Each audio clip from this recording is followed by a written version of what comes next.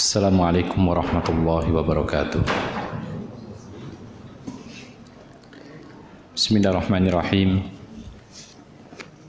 Innal hamdalillahi nahmaduhu wa nasta'inuhu wa nastaghfiruh. Wa na'udzu billahi min syururi anfusina wa min sayyiati a'malina. May yahdihillahu fala mudhillalah wa may yudlil fala hadiyalah. Asyhadu an la ilaha illallah wahdahu la syarika lah wa asyhadu anna Muhammadan abduhu wa rasuluh. Ya ayyuhalladzina amanu taqullaha haqqa tuqatih wa la tamutunna illa wa antum muslimun. Ya ayyuhan nasu taqu rabbakumul ladzi khalaqakum min nafsin wahidah wa khalaqa minha zawjaha wa batha minhuma rijalan katsiran wa nisaa'a wattaqullaha alladzi tasaaluna bihi wal arham innallaha kana 'alaikum raqiba. Ya ayyuhalladzina amanu taqullaha wa qulu qawlan sadida yuslih lakum a'malakum wa yaghfir lakum dhunubakum wa may yuti'illaha wa rasulahu faqad faza fawzan 'azima. Amma ba'd. Fa inna astaqal hadits kitabullah wa khairal huda huda Muhammadin sallallahu alaihi wasallam wa syarral umuri muhdatsatuha fa inna kulla muhdatsatin bid'ah wa kulla bid'atin dhalalah wa kulla dhalalatin finnar. Ma'asyiral muslimin, para hadirin dan hadirat yang dimuliakan oleh Allah Subhanahu wa taala. Kita masih menyambung pembahasan kita tentang babul adzan wal iqamah, penjelasan tentang adzan dan iqamat dalam kitab Bulughul Maram. Pada saat yang lalu telah kita sebutkan beberapa hadis, di antaranya adalah Nabi sallallahu alaihi wasallam ketika menjamak salat berada di Musdalifah, maka adzan hanya dilakukan satu kali, kemudian iqamatnya dilakukan setiap kali hendak salat. Maka ketika menjamak salat dan salatnya dilakukan berjamaah, maka sunnahnya adalah adzan satu kali, kemudian iqamatnya dua kali. Kemudian hadis yang berikutnya, wa an ibni Umar wa Aisyah radhiyallahu anhum qala, dari sahabat Nabi Ibnu Umar dan istrinya Nabi Aisyah radhiyallahu anha, beliau berdua mengatakan, qala Rasulullah sallallahu alaihi wasallam, inna bilalan yu'adzinu bilailin fakulu washrabu hatta yunadiya ibnu ummi maktumin wa kana rajulan a'ma la yunadi hatta yuqala lahu asbahta asbahta muttafaqun alaihi wa fi akhirih idrajun. Mereka Ibnu Umar dan Aisyah radhiyallahu anha mengatakan, Rasulullah sallallahu alaihi wasallam bersabda, sesungguhnya Bilal mengumandangkan adzan malam, yaitu sebelum subuh, maka silakan makan dan minum sampai Ibnu Ummi Maktum mengumandangkan adzan subuh. Lalu keterangan dari perawi, dahulu dia Abdullah Ibnu Ummi Maktum adalah seorang yang buta matanya. Dia tidak akan mengumandangkan adzan subuh kecuali ketika sudah ada yang mengatakan kepadanya bahwa sudah masuk subuh, sudah masuk subuh. Hadis ini muttafaqun alaih, dan pada akhir perkataan itu, yaitu bukan perkataan Nabi namun perkataan perawi, yaitu mengatakan bahwa Ibnu Ummi Maktum adalah seorang yang buta matanya dan seterusnya. Ikhwana fiddin azakumullah. Maka hadis ini menunjukkan kepada kita bahwa Di antara yang disyariatkan dalam azan yaitu ada sunnah Nabi yang mana pada zaman Nabi Shallallahu Alaihi Wasallam itu dikerjakan oleh muadzinnya, bahkan di hadapan Nabi Shallallahu Alaihi Wasallam, yaitu azan sebelum subuh. Sekali lagi, hadis ini menunjukkan bahwa disyariatkan azan sebelum subuh. Pertanyaannya adalah, kalau kita mengatakan bahwa azan itu definisinya pada saat yang lalu yaitu pengumuman orang-orang yang ada di luar masjid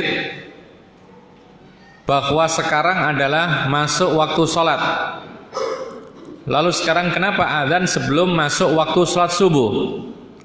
Maka disebutkan oleh para ulama, ada sebuah riwayat tentang azan sebelum subuh ini. Rasulullah mengatakan liyarji'al qaimu wa yuqidhan naim, supaya orang yang sedang sholat malam tahu bahwa sebentar lagi subuh sehingga dia rujuk. Artinya dia kembali lagi, mungkin istirahat lagi, atau mungkin persiapan akan sholat subuh, atau menutup dengan sholat witir, supaya tidak masuk waktu subuh dan dia belum sholat witir, karena witir itu waktunya sampai masuk subuh. Lalu yang kedua kata Nabi Sallallahu Alaihi Wasallam, wa yuqidhan naim, untuk membangunkan orang-orang yang tidur sebelum subuh supaya bangun. Ngapain? Ngapain? Hah? Siap-siap apa? Banyak. Orang bangun sebelum subuh, satu, untuk sahur kalau dia ingin puasa. Dua, yang belum sholat witir atau belum qiyam tahajud, maka dia bisa sholat tahajud sekaligus witirnya. Tiga, mungkin dia ingin memperbanyak doa pada akhir malam, karena doa pada akhir malam makbul. Atau mungkin bagi orang yang sedang jinabat, maka dia bisa bersiap-siap untuk mandi jinabat sebelum subuh. Supaya apa? Supaya ketika subuh dikumandangkan dia sudah siap dalam keadaan suci dari hadas kecil dan besar. Jadi banyak manfaatnya. Maka dari itu para ulama mengatakan di antara sunnah Nabi bagi seorang muadzin hendaknya mengumandangkan azan sebelum subuh untuk memberikan kesempatan mereka-mereka bersiap-siap apapun aktivitas yang biasa dilakukan sebelum subuh. Yang berikutnya, pertanyaannya adalah, berapa sih jarak antara azan sebelum subuh dengan azan subuh? Berapa jaraknya? Berapa lama jarak antara azan sebelum subuh dengan azan subuh?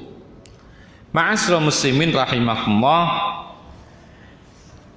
ada perkataan yang lain disebutkan oleh Nabi Sallallahu Alaihi Wasallam atau oleh sahabat Nabi perawi ketika menjelaskan tentang jarak antara azan yang sebelum subuh dengan azan subuh. Maka perawi mengatakan, walam yakun bainahuma illa an yarqa hadza wa yanzila hadza. Tidak terlalu panjang jaraknya, tidak terlalu lama jaraknya antara adzan yang sebelum subuh dengan yang subuh, kecuali hanya ini naik, yang ini turun. Apa maksudnya? Muadzin yang beradzan subuh itu naik ke tempat tinggi, ya. Kemudian yang di tempat tinggi dia turun. Artinya apa? Waktunya tidak terlalu lama, singkat. Waktunya tidak terlalu lama, singkat. Makanya jangan heran kalau ada para ulama yang memperkirakan dengan menit, ya, jarak antara adzan sebelum subuh dengan subuh itu ada yang memperkirakan dengan menit. Seperti Al-Albani rahimahullahu ta'ala, beliau memperkirakan jarak antara adzan sebelum subuh dengan adzan subuh itu kira-kira hanya 1/4 jam. Ini ijtihad beliau. Dari mana dia berijtihad? Dari melihat hadis jarak antara adzan sebelum subuh dengan subuh adalah ini naik, ini turun. Kira-kira naik ke tempat tinggi, turun dari tempat tinggi. Yang melakukan adalah seorang laki-laki yang buta matanya, maka tidak bisa cepat. Dan yang dia naiki gedung yang tidak terlalu tinggi seperti sekarang, maka paling tidak kira-kira waktunya adalah 1/4 jam. Bisa dipahami ya? Ini ijtihad, bukan nas, bukan hadis, bukan pula Al-Quran, tapi ini ijtihad sebagian para ulama. Bisa diikuti kalau memang itu mendekati kebenaran, bisa tidak diikuti kalau memang jauh daripada kebenaran. Oleh karena itu, ikhwan fillah azakumullah, maka pembatasan seperti ini dikatakan oleh para ulama yang lain, maka ini sekedar ijtihad, bisa benar bisa salah, dan tidak ada sandaran dalil yang kokoh, karena hanya sekedar ijtihad. Oleh karena itu kita katakan bahwasanya kita kembalikan kepada hikmah, liyarji'al al-qa'im wa yuqidhan naim. Fungsi adzan yang sebelum subuh ini adalah supaya orang yang sedang qiyam dia kembali mempersiapkan diri, sebentar lagi subuh. Dan orang-orang yang tidur supaya bangun, bersiap-siap untuk melakukan apapun yang bisa dilakukan sebelum subuh. Maka para ulama yang lain mengatakan tidak ada batasan tertentu, tetapi berapapun waktu yang sekiranya itu cukup luas bagi yang belum sholat qiyam atau belum tahajud, maka dia cukup untuk melakukan tahajud. Bagi yang ingin puasa, maka dia cukup untuk bersiap-siap, ya, terutama kaum wanita. Ketika dia tidur lelap kemudian bangun untuk persiapan sahur atau menyiapkan sahur untuk keluarganya, maka tidak mungkin kita katakan hanya 1/4 jam, bisa lebih, bisa sampai setengah jam, atau bahkan mungkin bisa sampai 1 jam. Coba kita tanya ibu-ibu ketika menyiapkan sahur, kalau misalnya subuhnya jam 4, kira-kira bangunnya jam berapa? Hah?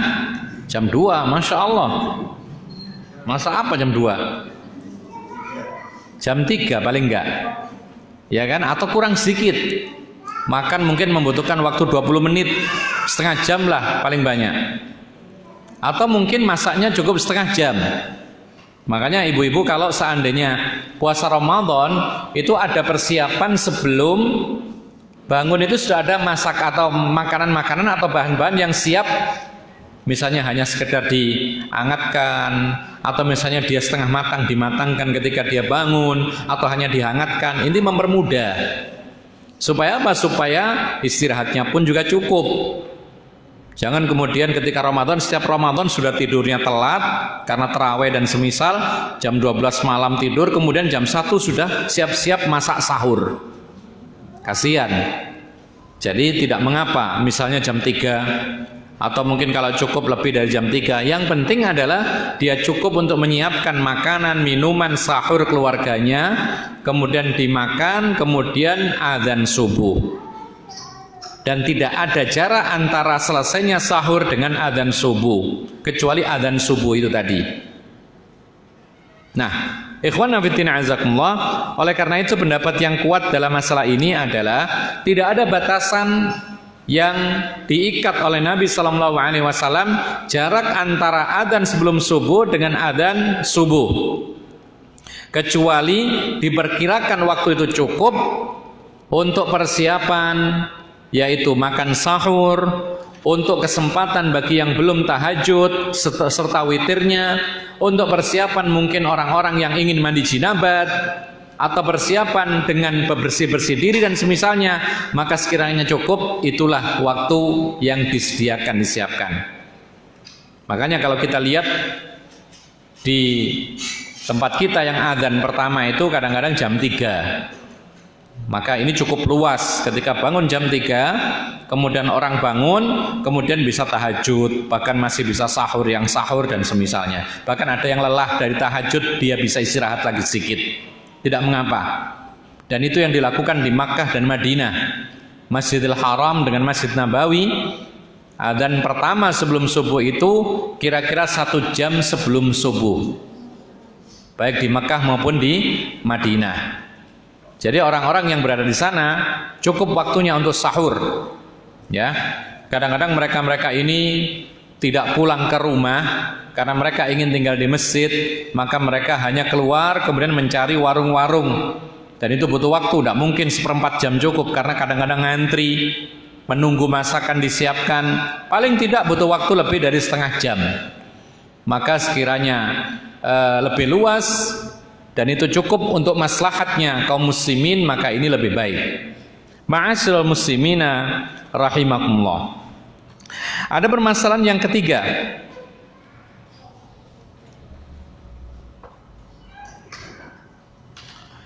yaitu apakah adzan sebelum subuh itu dilakukan sesekali saja atau terus menerus? Kan sunnah, kadang-kadang perkataan kita sunnah itu para ulama mengatakan baiknya dilakukan kadang-kadang, tidak usah rutin. Ya, kenapa? Karena takut dianggap itu adalah kewajiban. Seperti yang dikatakan oleh sebagian para ulama, ketika sholat subuh hari Jumat, maka selayaknya dihidupkan sunnah sang imam sholat subuh mengimami membaca surat Al-Fatihah plus As-Sajdah rakaat pertama, dan rakaat kedua Al-Fatihah plus Hal ata 'alal insan. Para ulama mengatakan ini disunnahkan, selayaknya dihidupkan sunnah, tapi jangan dirutinkan kalau memang orang-orang akan menganggap itu wajib. Di situ juga ada sujud apa? Tilawah. Kalau dirutinkan kemudian orang salah paham, oh kalau subuh hari Jumat harus begini, maka kadang-kadang dilakukan yang lain supaya orang tahu bahwa ini adalah sunnah.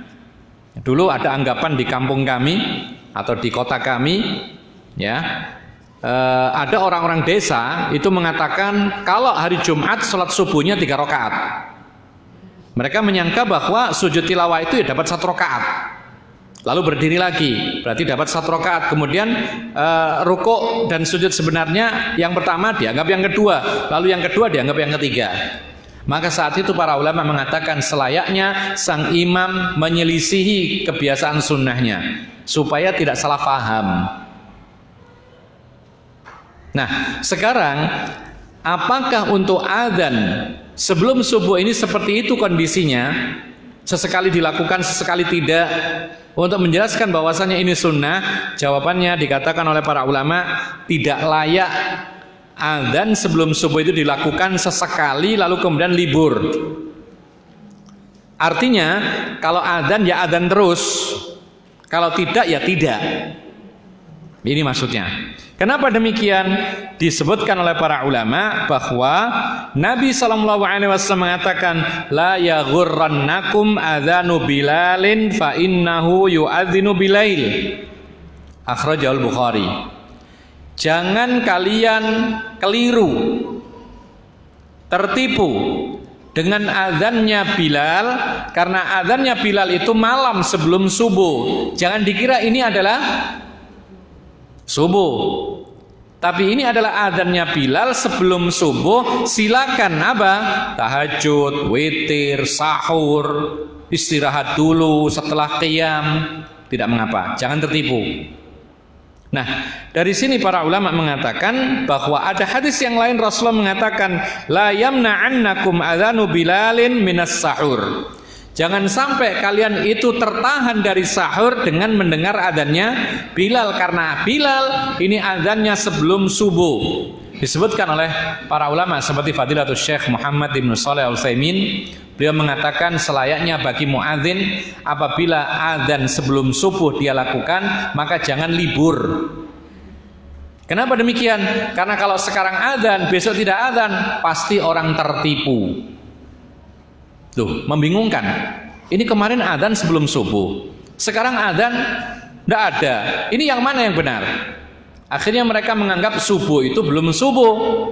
Karena kemarin ada adzan sebelum subuh, sekarang kok nggak ada, maka mereka tetap sahur, padahal itu sudah masuk waktu subuh. Akhirnya apa? Orang bingung, tertipu. Padahal adanya adzan sebelum subuh itu untuk membingungkan umat atau untuk kemaslahatan? Jelas untuk kemaslahatan. Maka kalau sampai membingungkan, jangan sekali-kali melakukan perbuatan yang membingungkan. Jadi kalau adzan ya adzan terus, kalau enggak ya enggak. Dan kalau memulai adzan, ini catatan lagi, kalau hendak memulai adzan, usahakan masyarakat sekitar itu tahu ini adzan apa. Jangan tadinya nggak ada adzan, tahu-tahu langsung jam 3 malam adzan dikeraskan. Orang nggak tahu sama sekali apa ini. Maka orang-orang yang di rumah mendengar, loh sudah adzan, langsung sholat. Sholat apa? Sholat subuh. Padahal belum subuh. Siapa yang dosa kira-kira? Ya yang adzan. Dia mengumumkan adzan padahal orang nggak ngerti kalau itu sebelum subuh. Orang mengiranya itu adalah subuh, maka mereka sholat subuh. Ya, yang kasihan lagi yang puasa tidak mau sahur, sehingga jadwal puasanya tambah 1 jam. Karena adzan sebelum subuhnya 1 jam sebelum subuh, dan mereka mengira itu sudah subuh, ya kan? Akhirnya mestinya dia makan, bahkan itu waktu yang afdal untuk sahur, dia tidak mau makan. Berarti apa? Akhirnya sesuatu yang halal akhirnya diharamkan. Siapa yang mengharamkan? Secara tidak langsung sang muadzin yang mengharamkan sahur yang halal. Tambah sejam itu lumayan loh. Antum pernah nggak puasa waktu maghrib nggak ada makanan, nggak ada minuman, adanya isya? Pernah? Terasa nggak laparnya? Sangat terasa.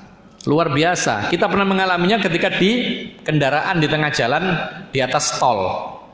Ya, tadinya kita perkirakan maghrib sudah sampai, ternyata ada kemacetan sebelum masuk tol. Kemudian kita di atas tol, ada kemacetan lagi. Adzan maghrib, kita tidak bawa makanan sama sekali, minuman juga habis, karena kita perkiraan sudah sampai di tempat dan bisa buka bersama. Ternyata di tol sampai sejam penuh. Sampai tempat ternyata isya, dan kita sudah niatkan batal, sudah ada masalah, tapi kita belum makan dan minum. Kita terasa sangat-sangat lapar sekali. Ya, boleh nggak dibatalkan seperti itu tadi? Kondisi seperti tadi.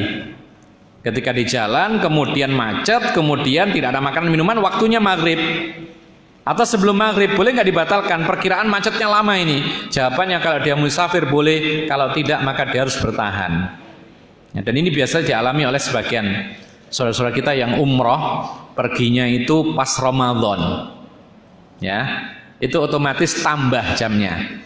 Kenapa? Karena jam Makkah dengan jam di Indonesia lebih lambat mana? Lebih lambat, maka selisih 4 jam.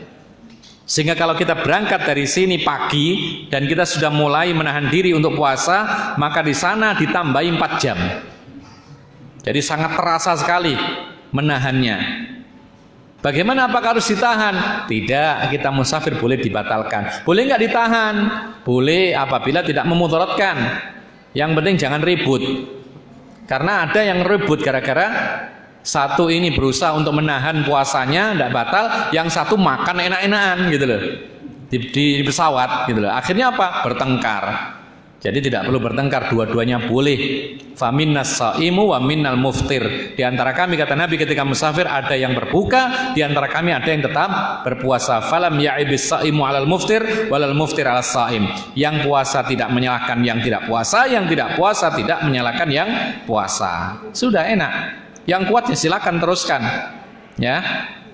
Yang tidak ya sudah berbuka. Yang penting kalau yang berbuka ada konsekuensi untuk apa? Mengqadha. Yang bertahan tidak membatalkan, dia tidak ada qadha. Mending mana kira-kira? Hah? Lihat kondisinya. Kalau tidak membahayakan dirinya, teruskan. Karena Rasulullah berpuasa ketika musafir, sebagian sahabat berpuasa ketika musafir. Kemudian mana yang lebih berat, mengqadha atau tidak mengqadha? Puasa pada Ramadan itu meskipun berat, itu lebih ringan dibandingkan dengan mengqadha. Tanyakan ibu-ibu. Hari ini masih ada nggak yang punya hutang puasa sepekan? Nah, ada. Karena apa? Karena mengqadha itu lebih berat daripada menunaikan di waktu Ramadan. Karena pada waktu Ramadan semua suasananya mendukung. Betul ya? Di rumah nggak ada jajan keleleran, ya kan? Semua orang menahan diri, tidak makan, tidak minum, ya. Jarang orang kirim-kirim makanan, maka mendukung. Tapi ketika bukan Ramadan, baru puasa pagi-pagi sudah ada orang ngirim nasi goreng, ya. Siangnya ada ngirim es campur, sorenya ada saja jajan dan semisalnya, sehingga berat. Makanya para ulama mengatakan orang musafir itu memang diberikan rukhsah keringanan untuk tidak puasa, tetapi kalau dia mampu berpuasa dan tidak membahayakan, maka lebih utama puasa meskipun dia di bulan Ramadan, meskipun ada rukhsah keringanan. Karena tadi alasannya diantaranya adalah karena mengqadha itu lebih berat daripada menunaikan pada waktu Ramadan. Ma'asyiral muslimin rahimakumullah. Oleh karena itu sekali lagi bahwasanya bagi pengurus masjid lebih detailnya adalah muadzin sebelum mengumandangkan adzan di malam hari sebelum subuh, maka dia harus mempelajari dulu kondisinya. Sebentar saya tanya, di sini ada nggak adzan sebelum subuh? Ada nggak? Siapa pengurusnya? Ada? Nggak ada. Tapi kalau nggak ada masalah, gitu loh. Apalagi tidak sedang dibutuhkan, gitu loh. Tapi kalau sedang dibutuhkan, maka sebelum adzan dilihat dahulu, dipelajari dahulu, disampaikan kepada masyarakat sekitar terutama, supaya orang-orang tidak tertipu, supaya orang-orang tidak keliru. Tiba-tiba adzan, mereka tidak melihat jam kadang-kadang, maka dia bangun langsung kemudian bergegas salat subuh, tidur lagi, padahal itu masih jam 3. Ya, terus terang saja ya, perempuan itu kadang-kadang tidak pakai melihat waktu ketika sholat subuh. Patokannya apa? Kalau ada azan berarti subuh, sehingga azan mendengar sambil bangun, sambil ngantuk-ngantuk ke kamar mandi, wudhu, langsung sholat, ngeblak lagi. Itu ada modelnya seperti itu.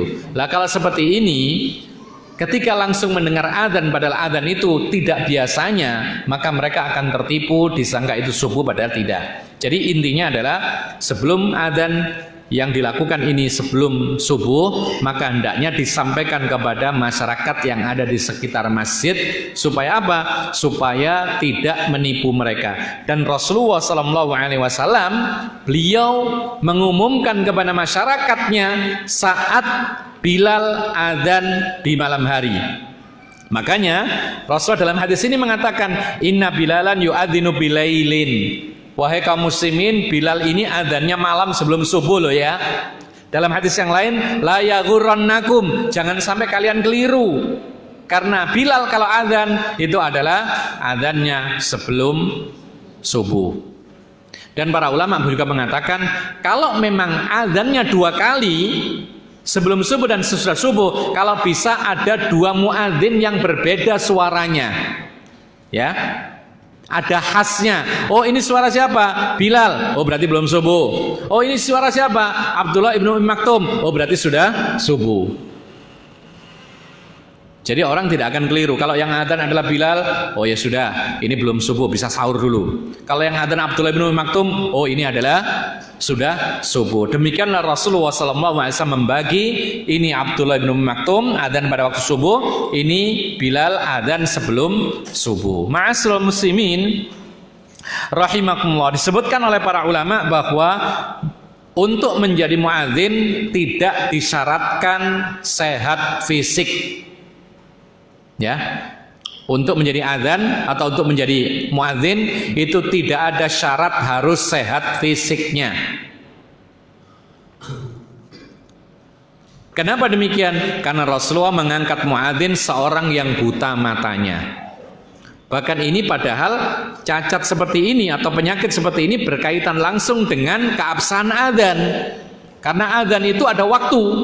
Masuk waktu sholat dengan apa? Dengan melihat fajar shadiq, matahari, terbitnya, tenggelamnya, ketika tergelincir. Ini waktu sholat berkaitan dengan melihat matahari. Tapi subhanallah, malah Rasulullah SAW mengangkat muadzin seorang yang buta matanya. Maka ini menunjukkan boleh-boleh saja muadzin itu diangkat, yaitu dari orang yang tidak bisa melihat, buta matanya. Yang paling penting adalah dia orang yang terpercaya, dia suaranya layak untuk dijadikan sebagai muadzin, dan dia tahu waktu meskipun melalui orang lain. Makanya Abdullah ibnu Umi Maktum yang buta matanya, bagaimana dia mengetahui waktu subuh datang? Tadi bagaimana? Ketika sudah ada orang memberitahu, wahai ibnu Umi Maktum, waktumu sudah subuh, baru dia adzan. Dan ini ikhwana fiddina azakumullah sekaligus menunjukkan kepada kita, subhanallah, ini menunjukkan kepada kita keringanan yang sangat besar dalam masalah waktu-waktu sholat. Ini agak penting ya. Ini menunjukkan bahwasanya untuk penentuan waktu sholat itu ada keringanan yang luar biasa. Apa artinya? Artinya tidak ada keharusan setiap orang memantau fajar shadiq atau matahari terbit atau tenggelam atau tergelincir. Tidak ada kewajiban. Jangankan orang biasa, muadzin sekalipun tidak ada kewajiban melihat fajar shadiq. Tapi dia hanya berpegang kepada perkataan orang yang berpengalaman mengatakan sudah subuh, diterima oleh Abdullah ibnu Umi Maktum, lalu dia yang adzan. Dan dari sinilah para ulama mengatakan boleh berpegang kepada jadwal waktu sholat. Ya, dari hadis ini para ulama mengatakan boleh berpegang kepada jadwal waktu sholat, ya, selama tidak diyakini kesalahannya. Selama tidak diyakini kesalahan. Kalau sekedar klaim, oh ini salah, oh ini meragukan, oh ini demikian, maka ini tidak boleh, yaitu kemudian dijadikan sebagai pembatal mengikuti jadwal, tidak boleh. Sementara jadwal ini yang membuat adalah orang-orang yang memang ahli dalam bidangnya, ahli falak, ahli hisab. Ahli hisab tahu ahli hisab? Bukan hisab merokok, bukan. Ahli hisab maksudnya perhitungan tanggal. Ahli falak ketika memantau hilal, kemudian mengetahui tanggal-tanggal mulai dan mengakhiri hari dan bulan, mereka ahli falak, astronomi dan lain sebagainya. Mereka orang ahli, mereka membuat jadwal perkiraan, maka ini boleh kita ikuti, tidak ada masalah. Selagi apa? Selagi ini tidak diketahui secara meyakinkan kesalahannya. Ada suatu kejadian sekitar 20 atau 25 tahun yang lalu, ya, di Saudi Arabia itu ada orang-orang yang mengklaim bahwa jadwal waktu sholat, yaitu waktu sholat subuh yang dibuat oleh Ummul Qura, itu tidak tepat, yaitu jadwalnya lebih mendahului sampai 20 menit.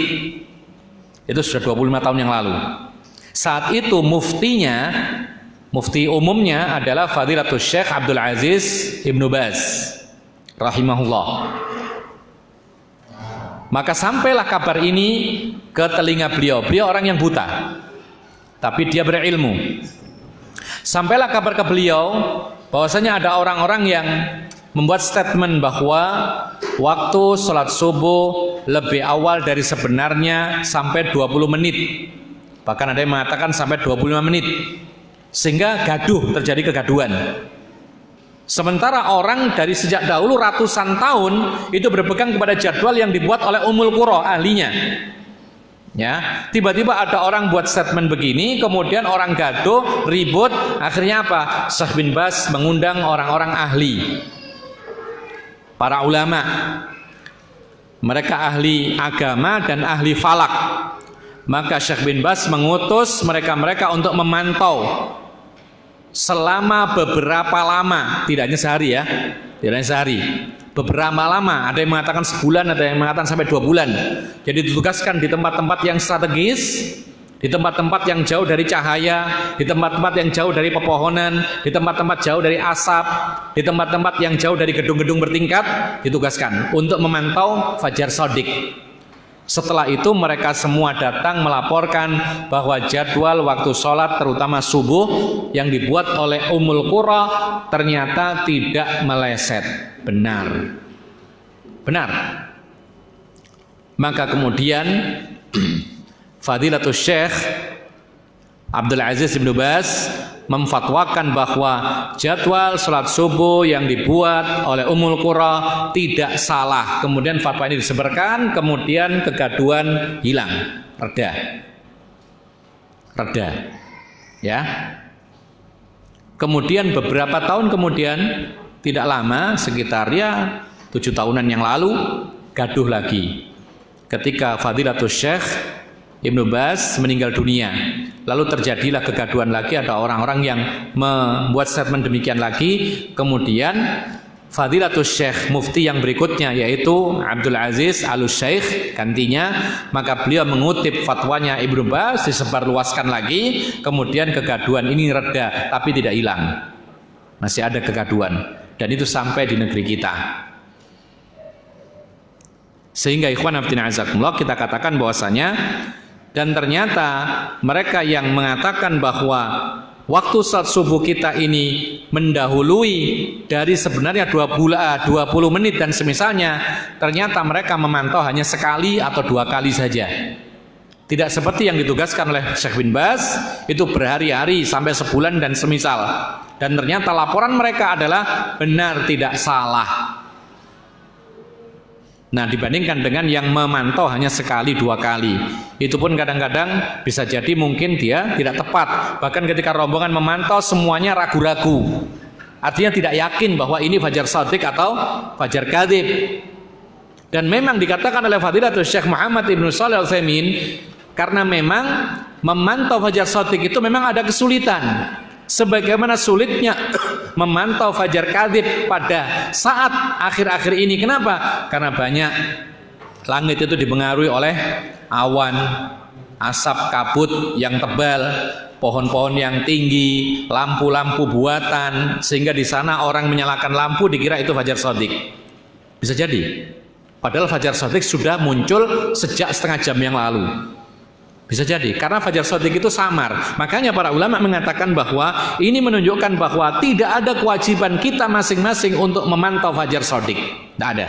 Coba dicari satu hadis yang memerintahkan kita pantaulah fajar shadiq. Ada nggak? Tidak ada. Malah justru muadzinnya Nabi SAW berpegang kepada perkataan orang lain. Ini menunjukkan adanya keringanan dan kita boleh berpegang kepada jadwal. Ya. Jadi tidak ada masalah.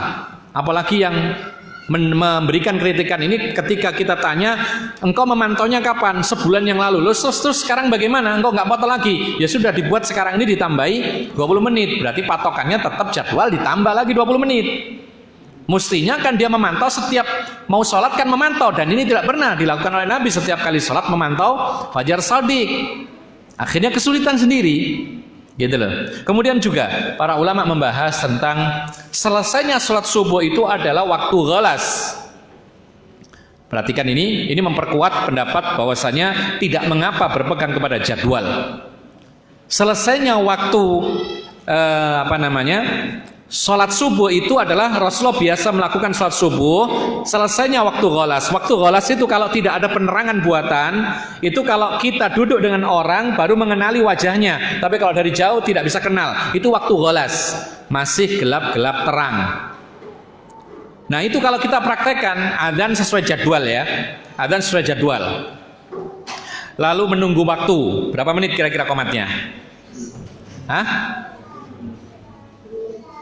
Bangun dulu, kemudian masa sih langsung loncat ke kamar mandi? Kan enggak, masih siap-siap dulu, kemudian jalan ke kamar mandi, wudhu dulu, yang mandi dulu, ganti pakaian, kemudian berjalan dari rumah ke masjid, kemudian sholat 2 rakaat, ya paling tidak, kemudian duduk berzikir, lalu iqamat. Kira-kira butuh waktu berapa kira-kira secukupnya? Paling tidak 20 menit lah, masa cuma 10 menit? 20 menitan, atau mungkin bahkan bisa sampai setengah jam. Ya, dilihat kondisinya lah. Nah, setelah adzan ditunggu 20 menit iqamat. Kita pakai patokan Rasulullah kalau sholat subuh hari Jumat membaca apa tadi? As-sajdah dan hal ata 'alal insan. Sholat 2 rakaat dengan perlahan, bacaannya tartil, kemudian ada tumakninah. Kira-kira berapa menit sholatnya? Ayo, pernah nggak sholat pakai sholat ini? Pernah? Anggap saja mungkin 1/4 jam atau 20 menit juga. 20 menit sudah. Salam. Kita salam kanan dan kiri, tengok cuaca atau tengok ufuk. Kalau sudah ghalas, maka itulah waktu yang tepat untuk sholat subuh. Tapi kalau tengok kanan kiri ternyata sudah terang benderang, maka ini kelewatan. Dan ternyata kalau kita pernah mencoba ya, adzan pada waktu jadwal sholat subuh adzan, kemudian kita tunggu sejenak kira-kira 20 menit sampai 20 menit, kemudian sholat diperpanjang seperti Rasulullah sholat sampai 20 menit ya. Kemudian selesai sholat, kemudian kita tengok kanan kiri, ternyata suasana masih gelap-gelap terang. Kemudian kita hitung, coba kita tunggu 20 menit lagi, kita tunggu tambah 20 menit lagi, ternyata sudah sangat terang.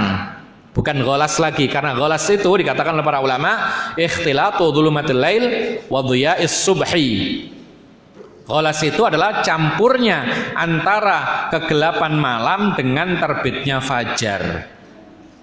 Malah kelewatan, malah terlalu terang gitu loh. Dan ini indikasi bahwasanya tidak perlu dipermasalahkan, yaitu yang menggunakan jadwal waktu sholat selagi dia tidak meyakini kesalahannya. Ma'asyiral muslimin rahimakumullah. Maka sekali lagi, apa dalil bolehnya menggunakan jadwal untuk patokan waktu sholat? Apa dalilnya? Nabi mengangkat orang buta sebagai muadzin. Jelas sekali dia tidak memantau fajar, matahari, terbitnya, tenggelamnya atau tergelincirnya. Dia tidak memantau sendiri kecuali kata orang.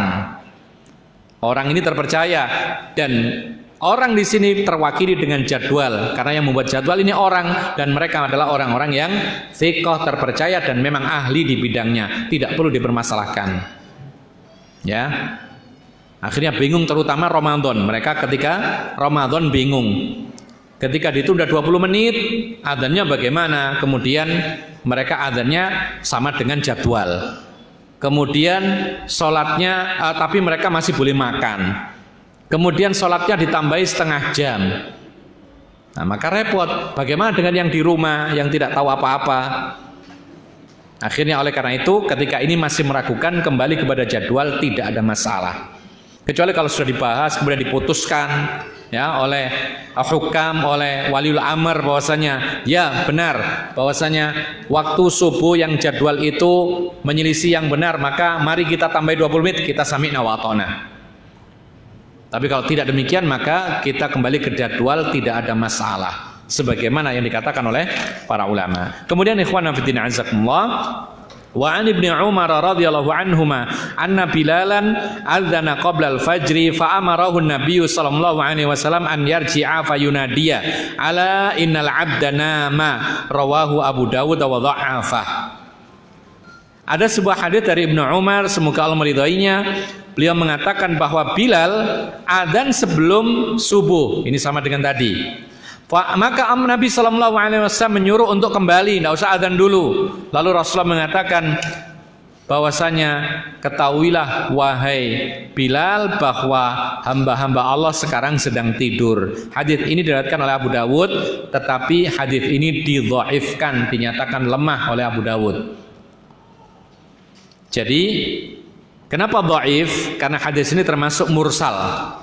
Mursal itu adalah ada perawi ya setelah sahabat Nabi itu tidak disebutkan, hilang perawinya ya. Jadi mestinya ada si fulan tapi hilang, nggak ada, tahu-tahu diangkat kepada sahabat Nabi yaitu Ibnu Umar. Maka hadis ini mursal. Maka ketika mursal, siapa yang gugur itu tidak diketahui, maka hadis ini menjadi mursal, dan mursal termasuk bagian daripada hadis dhaif. Dan hadis ini bertolak belakang dengan yang sebelumnya. Yang sebelumnya Nabi mengisyaratkan adanya adzan sebelum subuh, sementara di sini Rasulullah melarang. Rasulullah melarang Bilal untuk adzan sebelum subuh, dan Rasulullah mengatakan, wahai Bilal, hamba Allah sekarang sedang tidur, jangan adzan dulu. Nah, oleh karena itu tidak perlu kita tabrakkan dengan hadis yang sahih.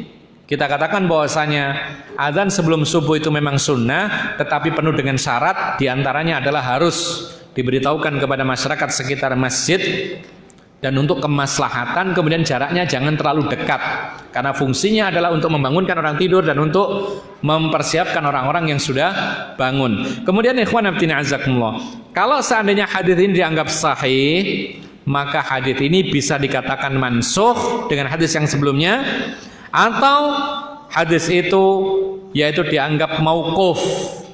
Mauquf kalau bertabrakan dengan hadis Nabi, mauquf itu dari sahabat Nabi. Kalau bertabrakan dengan hadis Nabi maka tidak kuat sehingga dianggap dhaif. Atau Rasulullah melarang Bilal karena adzannya kemalaman. Artinya apa?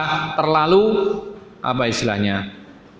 Nah, terlalu jauh dari subuh, sehingga mengganggu orang yang sedang istirahat. Sehingga kita kembalikan kepada pokok masalah kita bahwa tetap disyariatkan adzan sebelum subuh, diupayakan waktunya cukup untuk orang persiapan sholat malam, persiapan tahajud, witir, persiapan sahur. Orang yang sedang bangun dia siap-siap untuk mungkin istirahat dulu lagi dan lain sebagainya. Kemudian yang kedua disebutkan oleh para ulama, kalau memang mau adzan melakukan sunnah ini maka jangan sampai menjadi mudharat. Di antara bagaimana? Sampaikan kepada masyarakat bahwa di masjid ini akan ada adzan sebelum subuh. Mungkin kita bisa membuat selebaran ya, buletin selebaran disebarkan kepada para tetangga masjid, terutama orang-orang yang awam. Di situ dituliskan pengumuman bahwa masjid ini mulai tanggal sekian akan ada adzan sebelum subuh, fungsinya untuk demikian sebagaimana Rasulullah mengatakan demikian, sebarkan kepada mereka. Lalu adzan, ya. Kemudian kalau sudah adzan jangan libur-libur. Terus adzan demikian. Karena apa?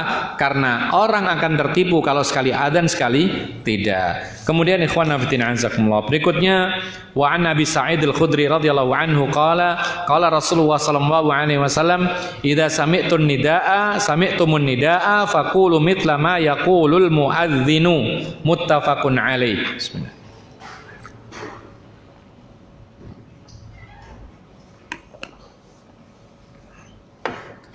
Dari Abu Sa'id Al-Khudri, beliau mengatakan,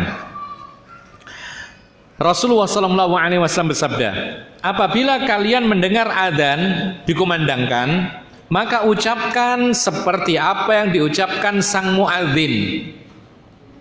Kita tahu lafadznya adzan, ucapkan sama seperti mereka. Hadits ini muttafaqun alaih. Walil Bukhari an Muawiyah radhiyallahu anhu mithlu.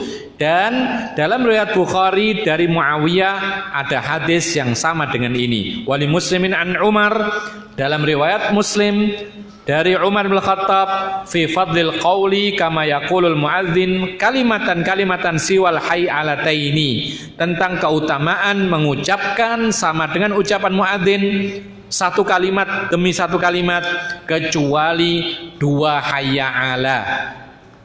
Maka ketika muadzin mengucapkan hayya 'alas shalah dan hayya 'alal falah, kita yang mendengar mengucapkan la haula wala quwata illa billah. Enggak usah tambahan, la haula wala quwata illa billah. Situ saja, titik.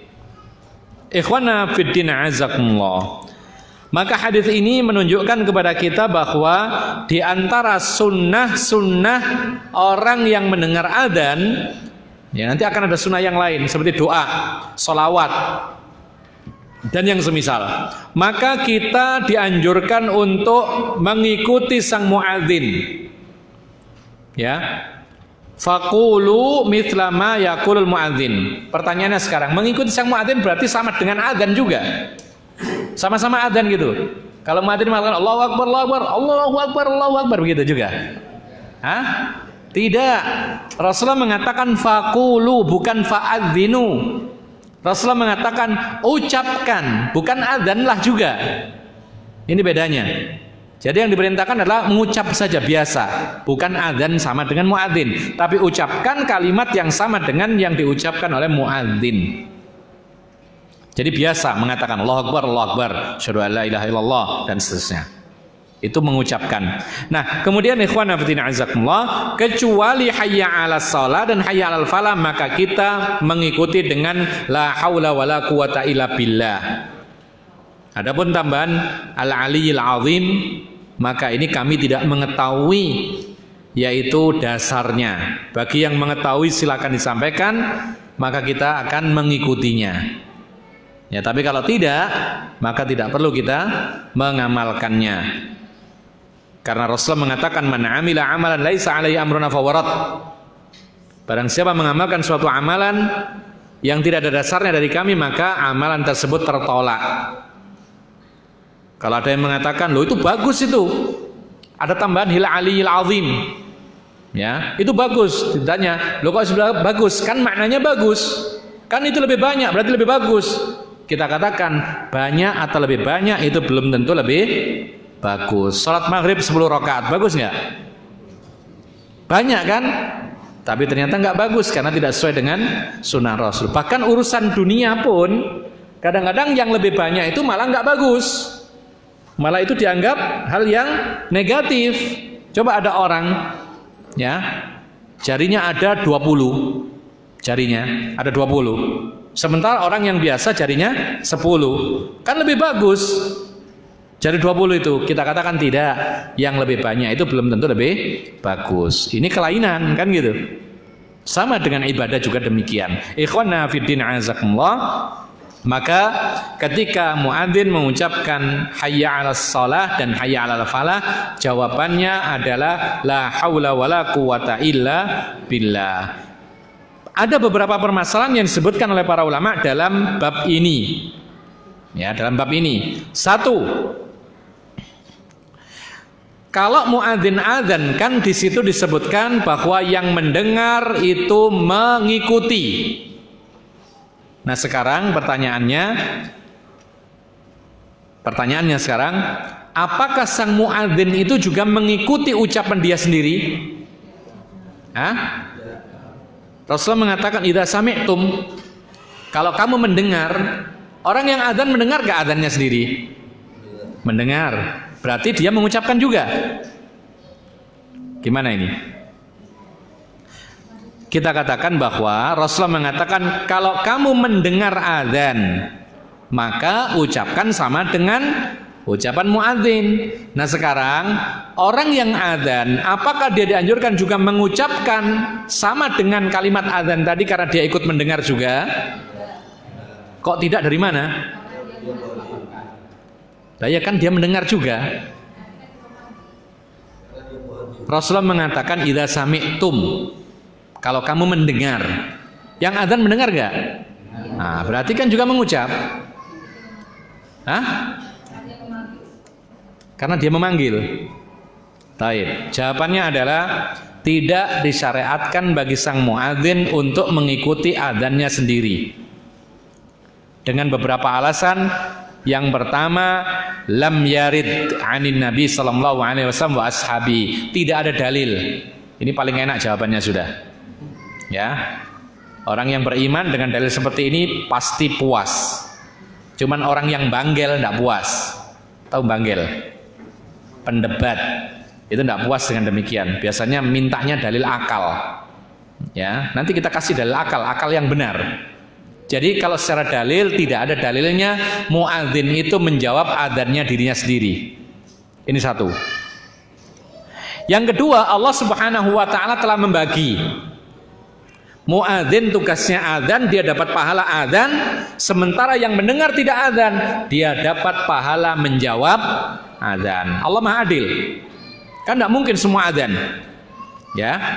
Maka yang adzan itu adzan dapat pahala adzan, yang mendengar cukup mengikuti suara muadzin dan dia dapat pahala menyimak dan menjawab adzan.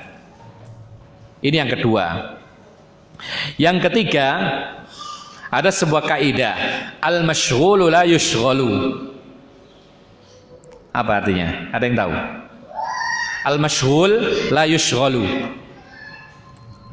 Orang yang sedang sibuk tidak boleh disibukkan dengan yang lain. Orang yang sedang adzan, sibuk adzan, maka tidak sepatutnya disibukkan lagi dengan menjawab adzannya sendiri. Ya. Karena tugasnya orang muadzin itu adalah adzan, maka dia tidak diberi tugas untuk menjawab adzan. Dan subhanallah, ini sebuah kaidah, ada dalilnya. Dalilnya adalah firman Allah Subhanahu wa taala, "Ma ja'alallahu lirajulin min qalbaini fi jawfihi." Surat apa itu? Al-Anfal ya? Kalau nggak salah Al-Anfal itu, ayat 3 itu kalau nggak salah. Ma ja'alallahu lirajulin min qalbaini fi jawfihi. Allah tidak menjadikan dalam diri manusia itu dua hati, sehingga dia bisa bercabang-cabang, untuk ini bisa, untuk itu bisa. Hatinya satu, sehingga ketika fokus kepada satu perkara tidak bisa kepada yang lain. Orang sholat itu masyghul, maka ketika dia sedang sholat jangan kemudian melakukan ibadah yang lain.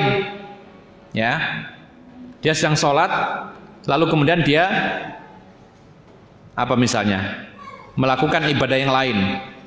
Dia sedang sholat tapi kemudian membantu fakir miskin, apa begitu, tidak bisa. Dia sedang fokus sholat, khusyuk.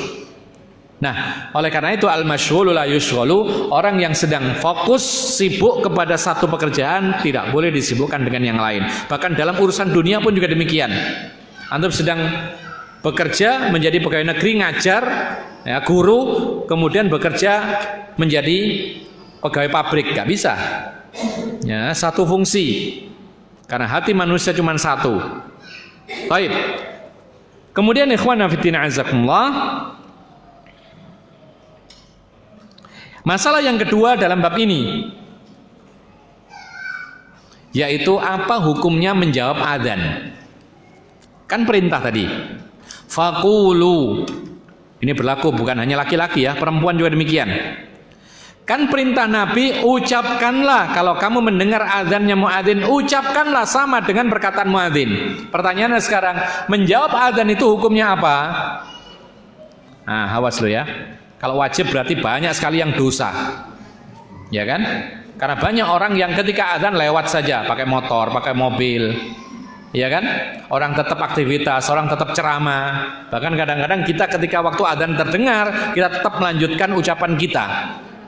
Karena belum selesai. Betul kan? Ya. Maka jawabannya adalah ada beda pendapat tentang hukum menjawab adzan. Namun pendapat mayoritas para ulama itu mengatakan sunnah, sementara sebagian para ulama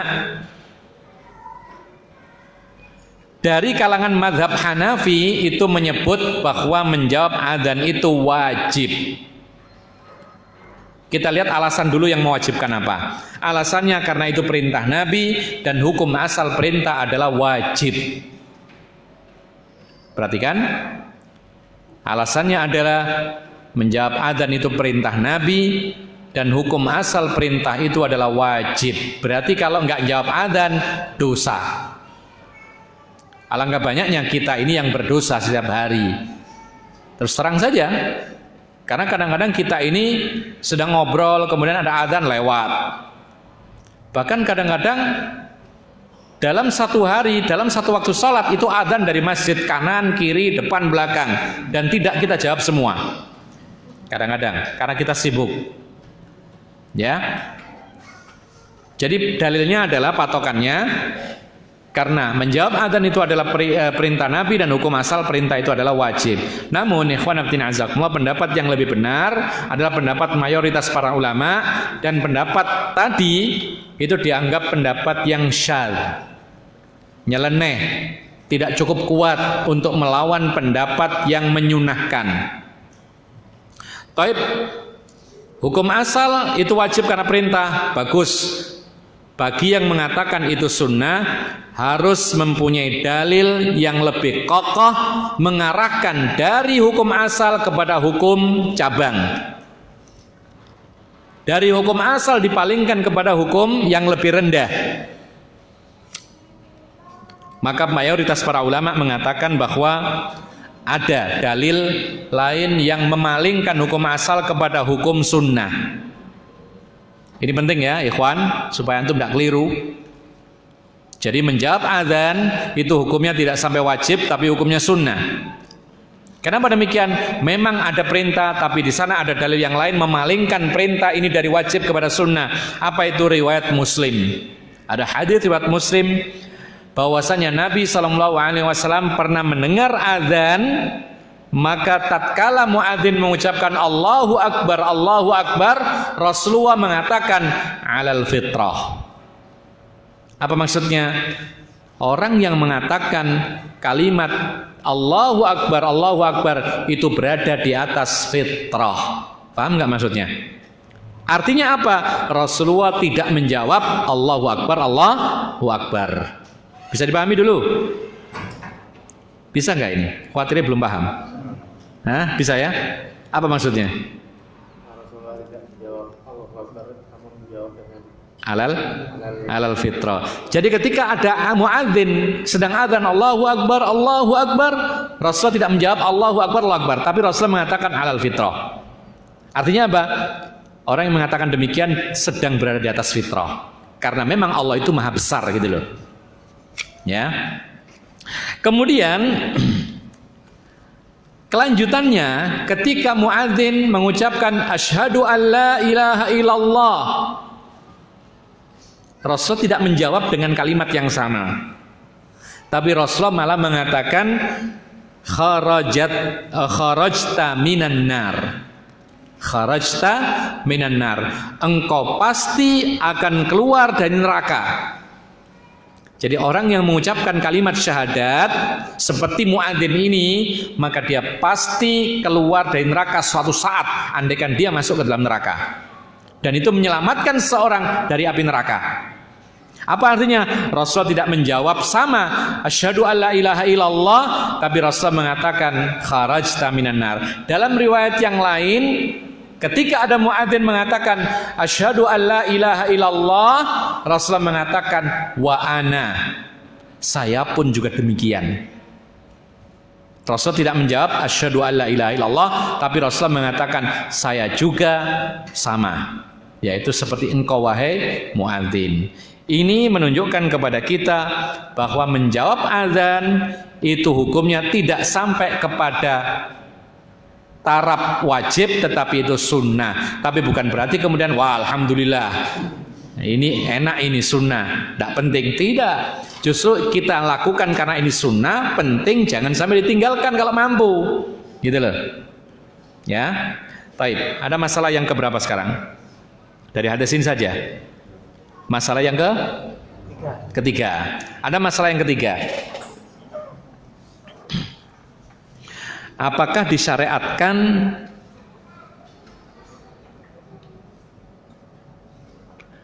menjawab iqamat? Allahu Akbar, Allahu Akbar, Allahu Akbar, Allahu Akbar. Asyhadu an la ilaha illallah, asyhadu an la ilaha illallah. Asyhadu anna Muhammadar Rasulullah, asyhadu anna Muhammadar Rasulullah. Hayya 'alas shalah, hayya 'alas shalah, hayya 'al falah, hayya 'al falah. Kira-kira disyaratkan nggak itu? Kadang-kadang orang itu ngambil ujungnya saja. La ilaha illallah, la ilaha illallah. Itu yang ada banyak. Nah ini malah nggak ada dalilnya gitu loh. Ya. Dan tidak ada qaul, tidak ada pendapat yang mengatakan menjawab iqamat itu di ujungnya saja. Kalau pendapat ada mengatakan menjawab iqamat dari awal sampai akhir, ada pendapat. Pendapat yang lain mengatakan tidak sama sekali. Maka dari itu kita katakan bahwa menjawab iqamat itu tidak disyariatkan dengan beberapa alasan.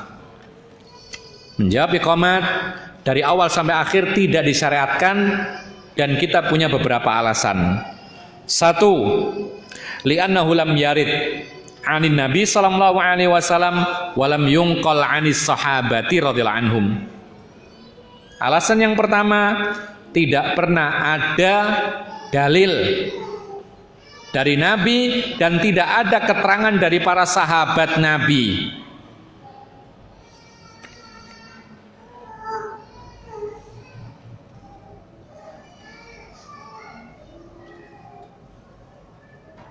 Ya, tidak ada dalil dari Nabi dan tidak pernah ada keterangan dari segenap para sahabat Nabi tentang menjawab iqamat. Jadi kalau mau menjawab iqamat ya jangan, nggak usah. Ya, meskipun ada pendapat, tetapi pendapat ini lemah. Jadi sikap kita ini ketika mendapati perbedaan pendapat, kita cari pendapat yang paling dekat kepada dalil. Ya, memang kita tidak mengingkari, kita tidak menganggap itu tersesat, iya. Tapi kewajiban kita adalah mencari pendapat yang lebih dekat kepada kebenaran. Kalau memang tidak bisa 100% kebenaran itu tercapai, maka paling tidak mendekati. Yang jauh tinggalkan. Kemudian ikhwan fillah azakumullah, yang kedua, alasannya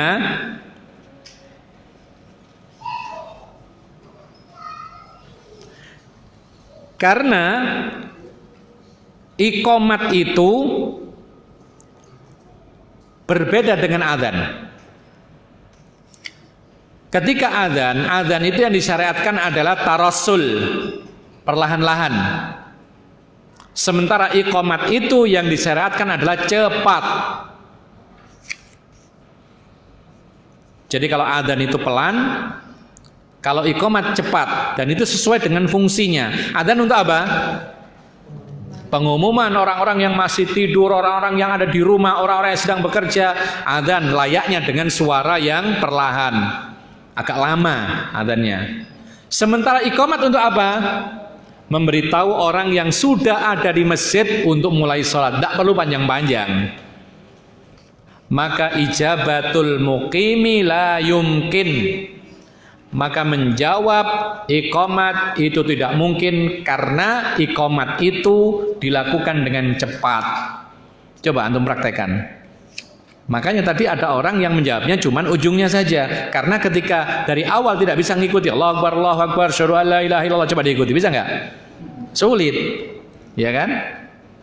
Yang bisa diikuti ya akhirnya saja akhirnya. Maka kita katakan bahwasanya ini menunjukkan bahwa menjawab iqamat itu tidak disyariatkan dengan beberapa alasan tadi. Kemudian yang mengatakan disyariatkan menjawab iqamat, mereka mengatakan karena dalam hadis itu iqamat juga disebut adzan. Ini alasan mereka. Coba Rasulullah mengatakan bainal adzanaini salatun, antara dua adzan itu ada salat sunnah, maksudnya adzan pertama adzan masuk waktu itu, adzan yang kedua maksudnya iqamat. Antara adzan yang satu dengan adzan yang kedua itu ada salat sunnah. Ya, mereka mengatakan Nabi menyebut iqamat itu juga dengan adzan.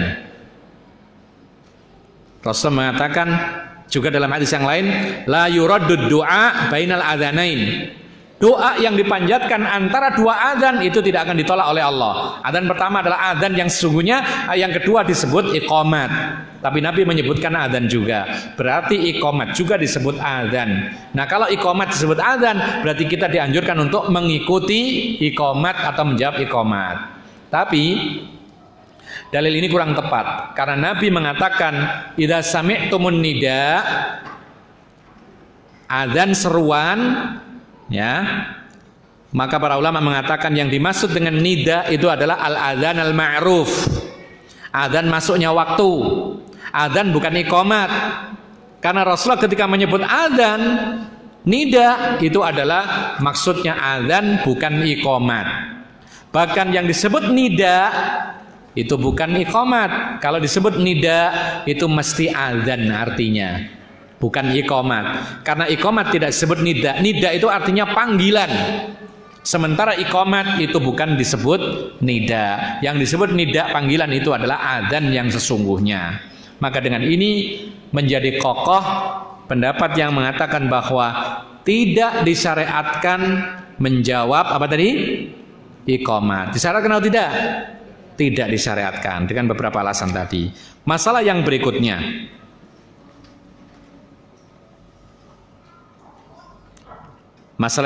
ya,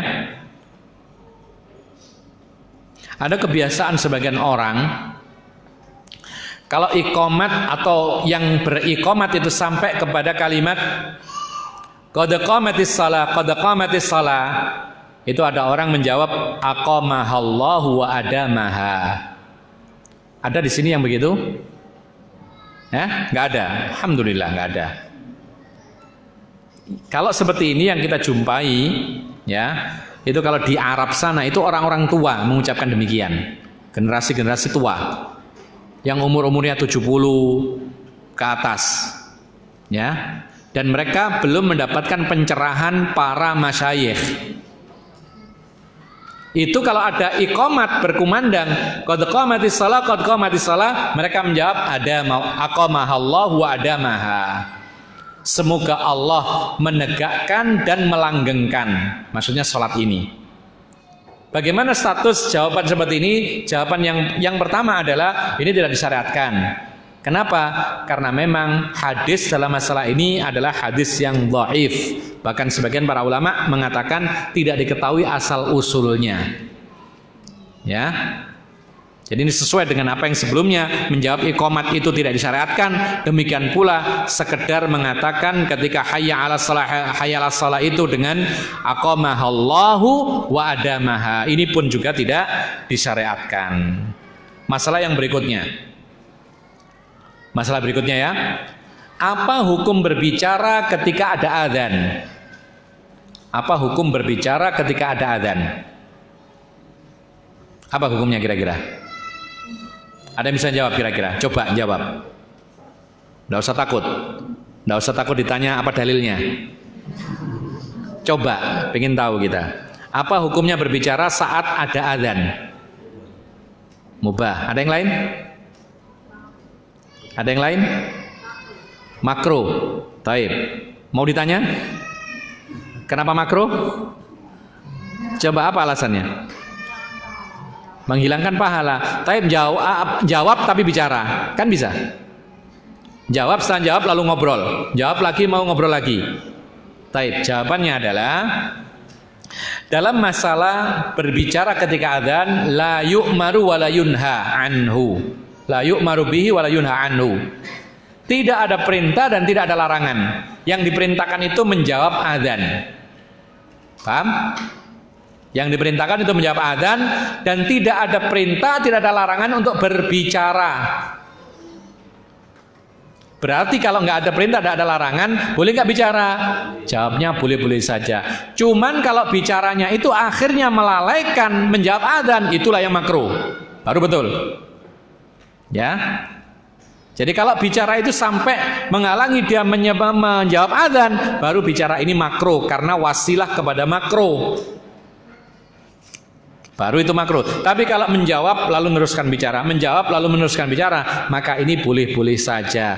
Yang penting tetap menjawab adzan. Dan para ulama mengatakan termasuk adab yang baik, seorang ketika sedang ngobrol lalu ada adzan, nyimak dan menjawab. Hentikan perkataan, itu adab yang baik tapi tidak sampai makruh ataupun haram. Ya.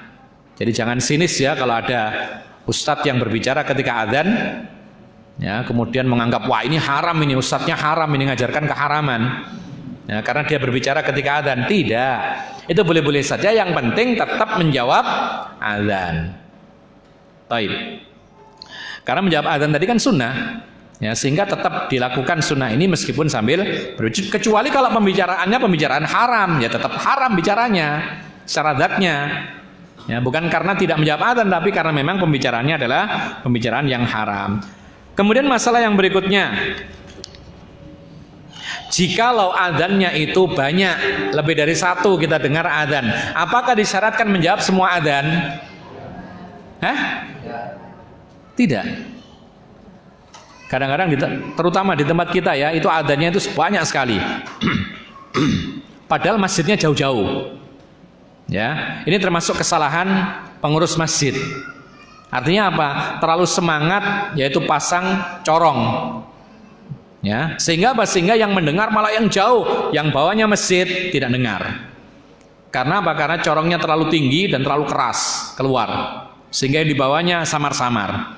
Bahkan yang di bawahnya itu menyuarakan dangdut lebih keras kadang-kadang, sehingga adzannya tidak dengar. Yang terdengar adalah yang sangat jauh. Jadi saut-sautan adzan sini, adzan situ. Gimana ini bingung? Maka disebutkan oleh para ulama bahwasanya hukum asalnya menjawab adzan itu adalah adzan di masjid yang kita sholat di sana. Dan masjid yang kita sholat di sana hukum asalnya adalah masjid terdekat. Ini hukum asal. Sekali lagi ini hukum asal, nanti akan ada hukum-hukum yang menyelisih hukum asal. Jadi hukum asalnya yang kita jawab adalah adzan di masjid terdekat, karena masjid terdekat itu adalah masjid yang kita sholat di sana. Buktinya kita dipanggil, dan masjid itu muadzinnya memanggil di situ, yang dipanggil adalah tetangga masjid. Ini hukum asalnya. Jadi yang kita jawab adalah adzan masjid terdekat kita karena kita sholat di tempat yang terdekat, masjid terdekat.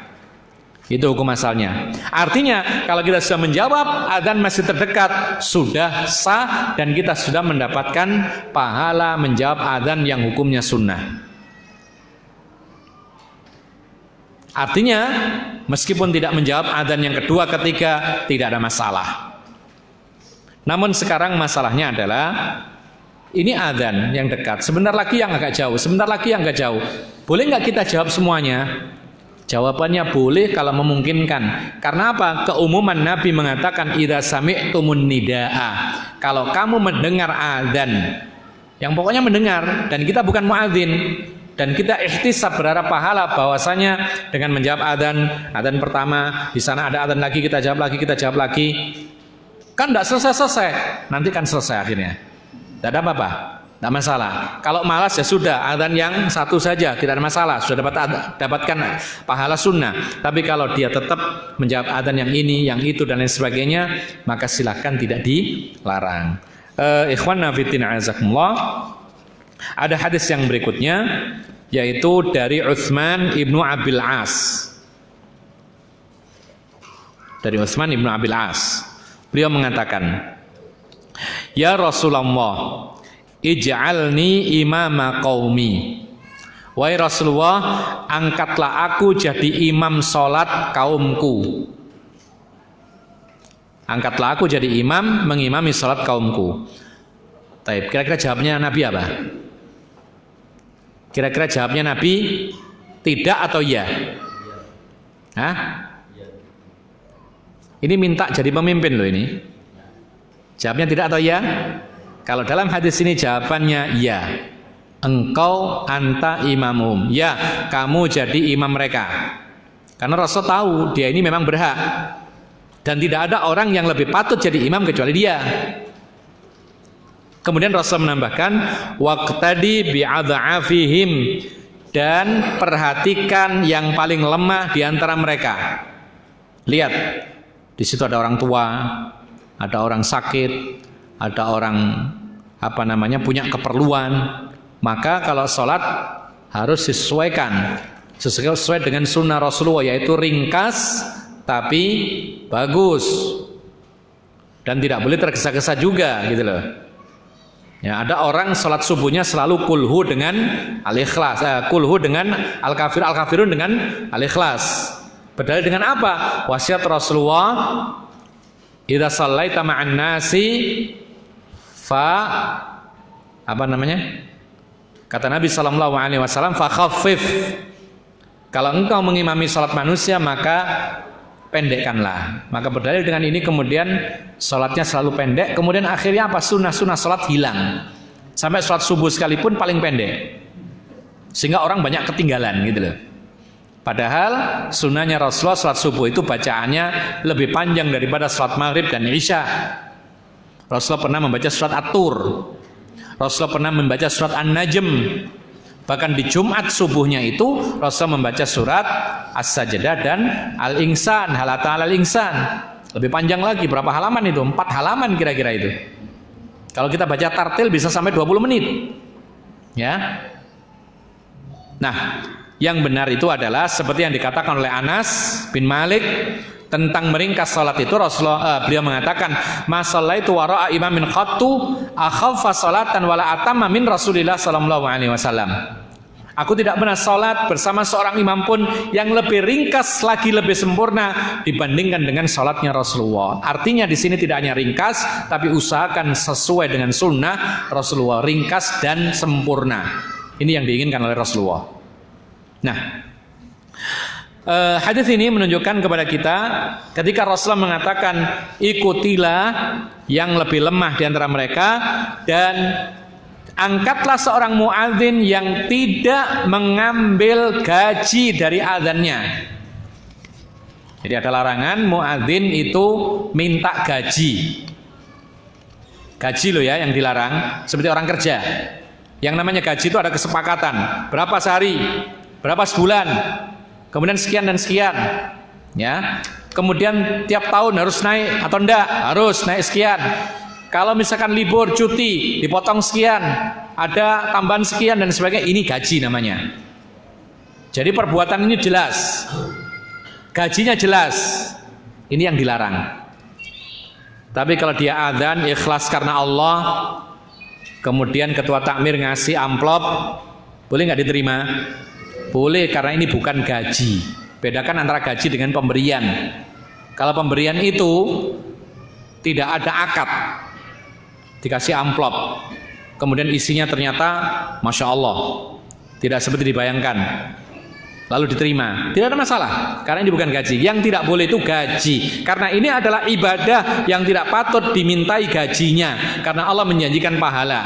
Adapun orang ngasih dengan sukarela, tanpa ada perjanjian, tanpa ada akad, maka itu boleh, karena itu atak pemberian, beda dengan gaji. Makanya para ulama membedakan ya. Sama dengan imam, tidak boleh seorang imam itu patok gaji. Saya mau sholat di masjid ini misalnya, tapi sebulan harus 10 juta.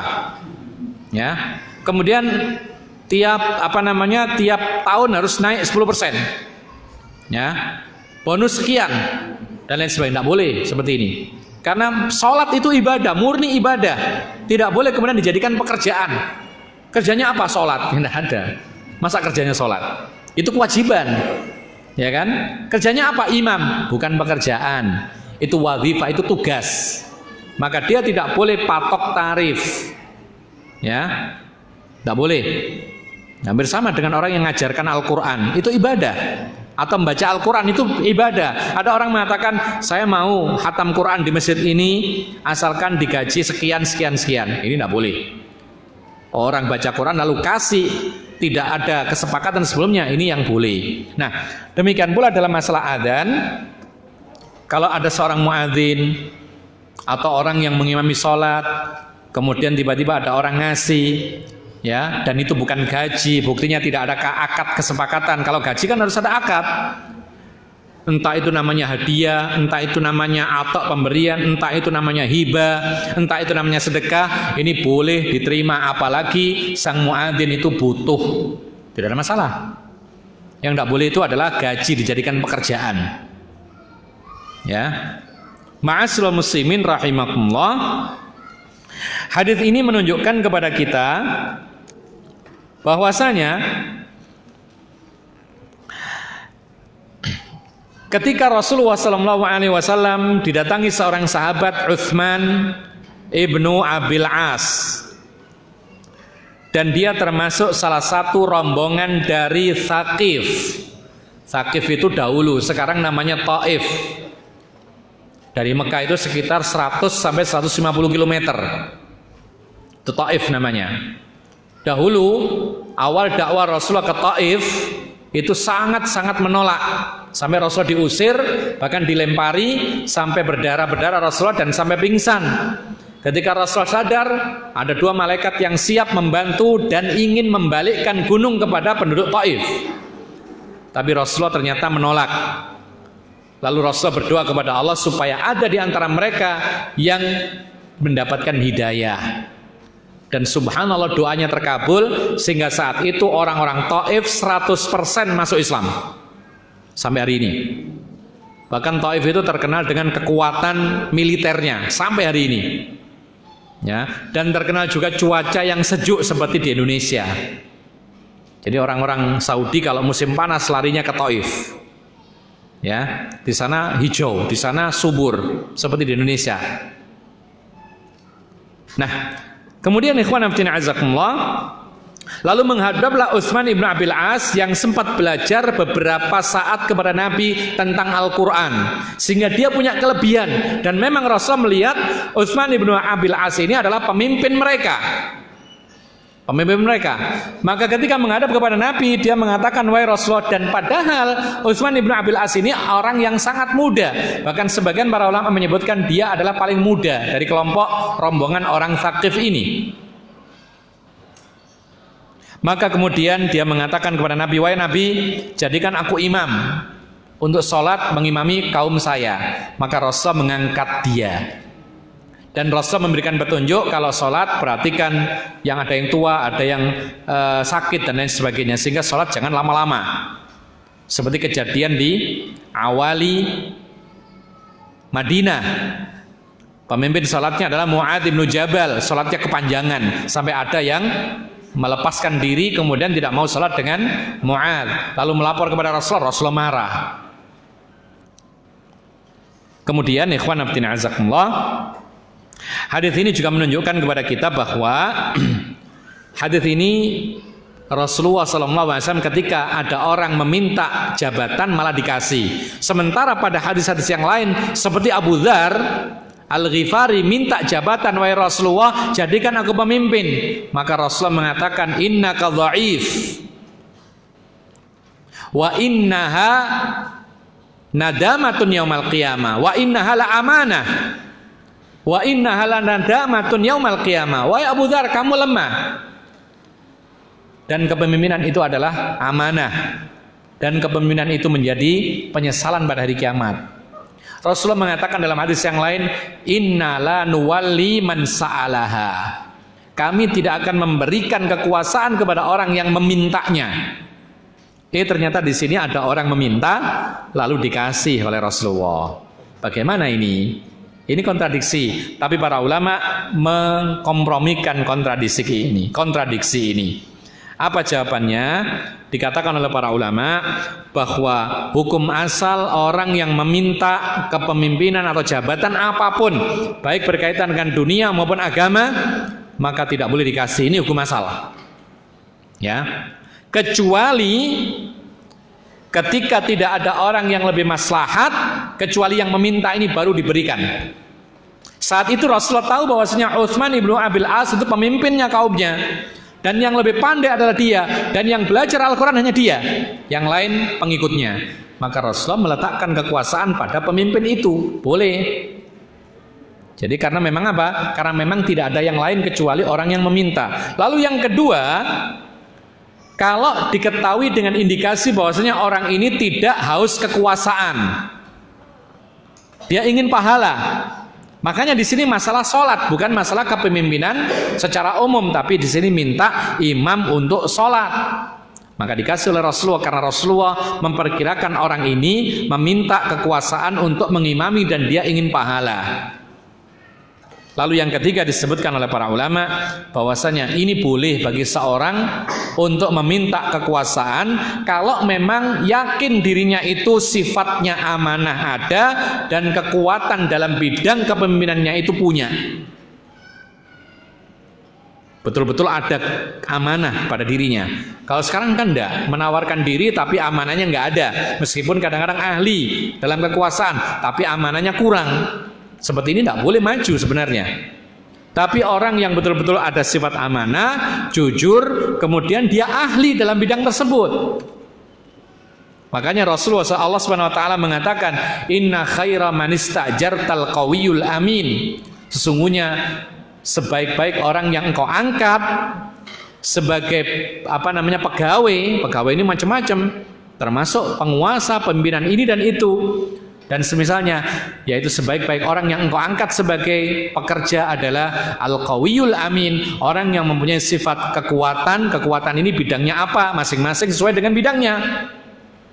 Kalau di pemerintahan berarti dia punya ilmu tentang politik kepemerintahan dan semisalnya. Kalau pemimpin dalam sholat ya dia harus punya ilmu tentang sholat yang benar. Bagaimana menjadi imam kalau dia tidak ngerti tentang sujud sawi? Ketika ada kesalahan bingung, akhirnya bubar. Ya, itu terjadi. Jadi ketika dia sholat, dia mau bangkit, ini berdiri atau duduk bingung. Akhirnya setengah berdiri, setengah duduk. Diingatkan subhanallah, tidak bisa, tetap dia akan berdiri.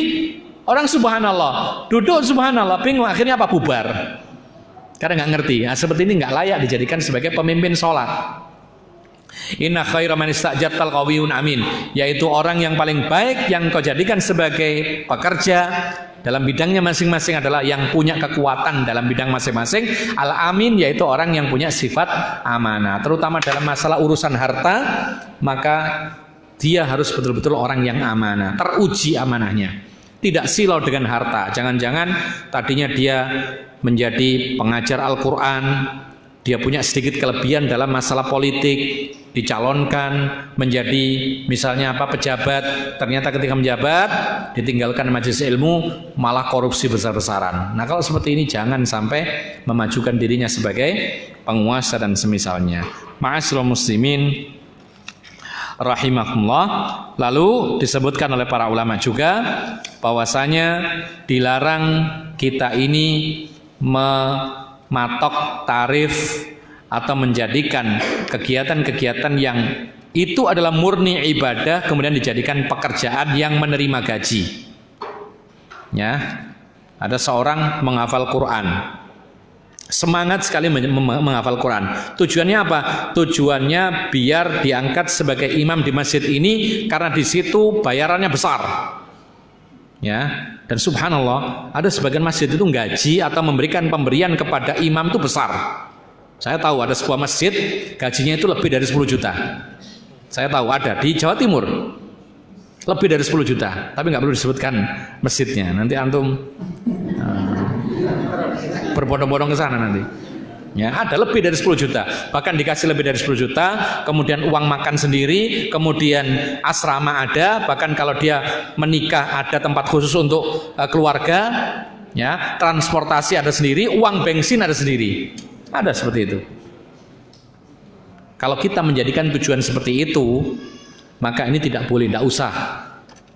Kalau kita menghafal Quran, belajar Al-Quran sudah karena Allah. Nanti diangkat menjadi imam itu Allah Subhanahu wa taala yang mentakdirkannya. Dan insya Allah ya, insya Allah ini pengalaman semua orang yang ikhlas membaca Al-Quran, orang yang menghafal Al-Quran dan mempelajari Al-Quran tidak akan terhinakan di dunia. Mesti dianggap oleh orang-orang. Karena apa? Karena pada zaman kita ini masih banyak orang-orang baik. Maka orang baik pasti akan menghormati ahli Al-Quran. Kecuali kalau kondisi sudah buruk semuanya, rata-rata orang itu buruk, rata-rata orang jahat, maka mereka tidak akan menghormati ahli Al-Quran. Tapi selama kondisi masih ada kebaikan, pasti orang-orang ahli Quran itu dimuliakan. Pasti. Ya. Ma'asyiral muslimin rahimakumullah, dan tidak ada ruginya orang itu belajar Al-Quran, menghafal Al-Quran, kemudian memperbaiki bacaan Al-Quran, pasti akan dimuliakan oleh manusia sebelum dimuliakan oleh Allah Subhanahu wa taala di akhirat. Coba lihat, orang yang ahli Quran di dunia saja dimuliakan. Ya. Diangkat sebagai pemimpin, orang yang ahli Al-Quran biasanya. Itu kalau benar.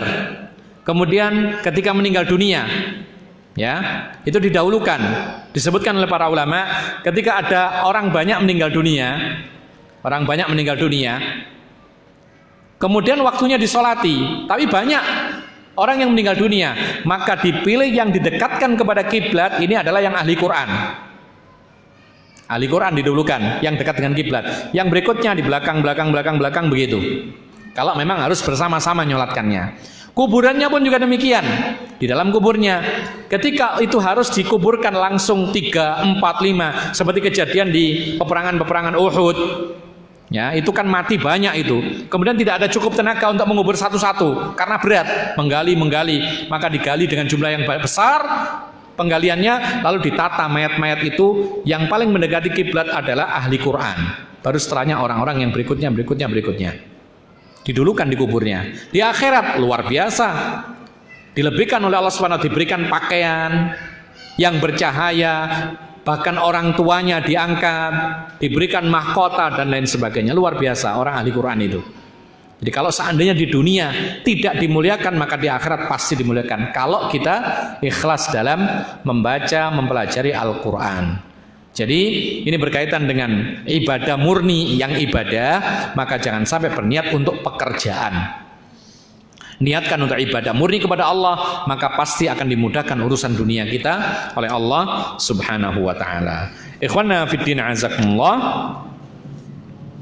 Hadis yang terakhir untuk pada siang hari ini, wa an Malik bin Al-Huwairits radhiyallahu anhu qala Qala lana Rasulullah sallallahu alaihi wasallam, "Idza hadaratis salatu falyu'adzin lakum ahadukum."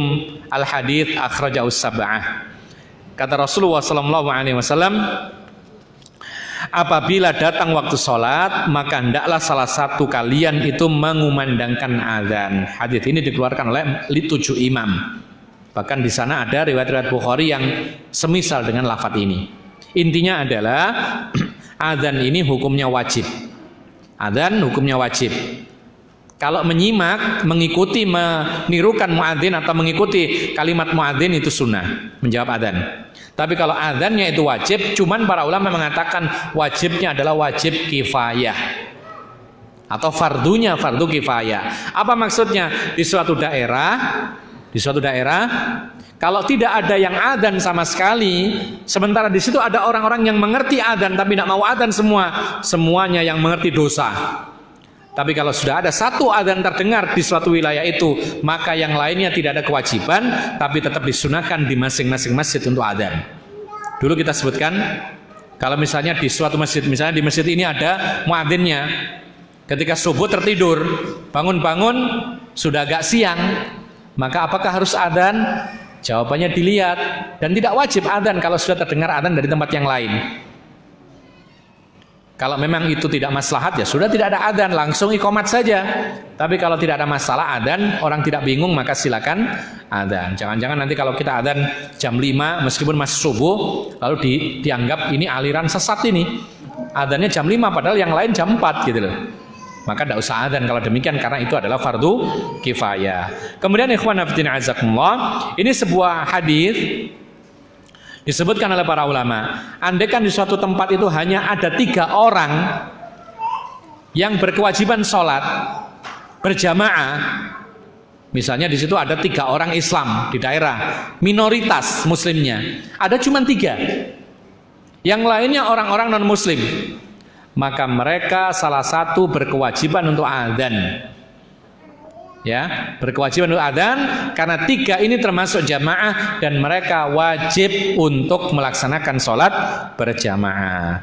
Ini yang bisa kita sampaikan ikhwan fillah azakumullah. Dan untuk penutup di sini disebutkan bahwasanya adzan itu tidak boleh dilantunkan kecuali sudah benar-benar masuk waktu sholat, karena Rasulullah mengatakan idza hadaratis salat, apabila masuk waktu sholat. Kalau belum masuk maka belum boleh adzan. Kenapa demikian? Karena adzan itu waktunya ada sendiri. Kemudian kalau belum waktunya adzan lalu adzan, itu akan menipu umat. Orang akan tertipu, orang akan sholat belum waktunya. Terutama yang di rumah yang tidak ke masjid, dia akan segera sholat padahal itu belum masuk waktunya. Inilah yang bisa kita sampaikan. Mudah-mudahan bermanfaat. Dan insya Allah kita akan lanjutkan kesempatan yang berikutnya, masih berkaitan dengan adzan. Mungkin tinggal 1 pertemuan untuk adzan, lalu kita akan lanjutkan, yaitu syarat-syarat sholat insya Allah.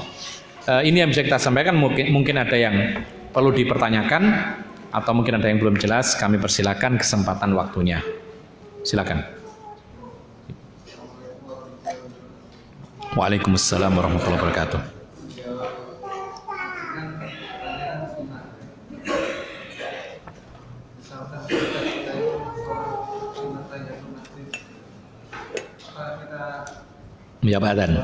Menjawab adzan. Bagus. Ada pertanyaan. Menjawab adzan tadi hukumnya sunnah ya.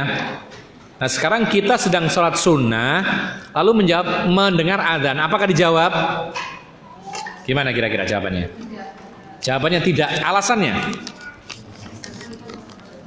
Karena orang yang sholat itu adalah masyghul. Al-masyghulu la yushghalu. Orang yang sedang sibuk fokus pada suatu ibadah tidak boleh disibukkan dengan ibadah yang lain. Kemudian menjawab adzan pasti akan menghilangkan khusyuk orang yang sedang sholat, karena menjawab adzan itu panjang. Jadi mikiri adzan akhirnya Allahu Akbar, Allahu Akbar, Allahu Akbar, Allahu Akbar, terus sampai selesai. Padahal dia sedang sholat gitu loh. Pasti akan terganggu sholatnya. Tetapi para ulama mengatakan kecuali zikir-zikir yang sifatnya singkat, tidak sampai mengganggu sholatnya, ini tetap dilakukan, disunahkan. Contoh, orang yang bersin kemudian mengucap alhamdulillah, boleh nggak? Boleh, karena itu adalah zikir yang singkat, tidak mengganggu sholatnya. Cuman kalau ada orang yang lain yang sholat menjawab alhamdulillah, batal sholatnya. batal. Kenapa demikian? Karena dia menjawab orang. Karena dia berbicara. Dan para ulama sepakat bahwa berbicara di dalam sholat sengaja itu adalah batal sholatnya. Karena dia menjawab orang. Sementara orang yang bersin yang mengucapkan alhamdulillah ini tidak berbicara kepada orang, tapi berbicara kepada Allah. Ini bedanya. Jadi berbicara dalam sholat itu tidak secara mutlak ya dilarang. Kalau bicara kepada orang itu tidak boleh, batal sholatnya. Tapi kalau berbicara kepada Allah ini hukumnya boleh. Makanya Rasulullah ketika membaca ayat adab, Rasulullah membaca Allahumma inni a'udzubika min annar. Ini kan berbicara. Lo batal sholatnya? Tidak. Lo kan berbicara. Ya, tetapi bicaranya kepada Allah. Bahkan kita semua setiap hari ketika sholat pun berbicara kepada Allah. Mana itu? Amin. Itu kan berbicara itu. Apa artinya? Istajib, kabulkanlah ya Allah. Itu artinya amin. Berbicara kepada siapa? Kepada Allah ini boleh. Kalau bicara kepada manusia atau orang maka ini tidak boleh. Ya.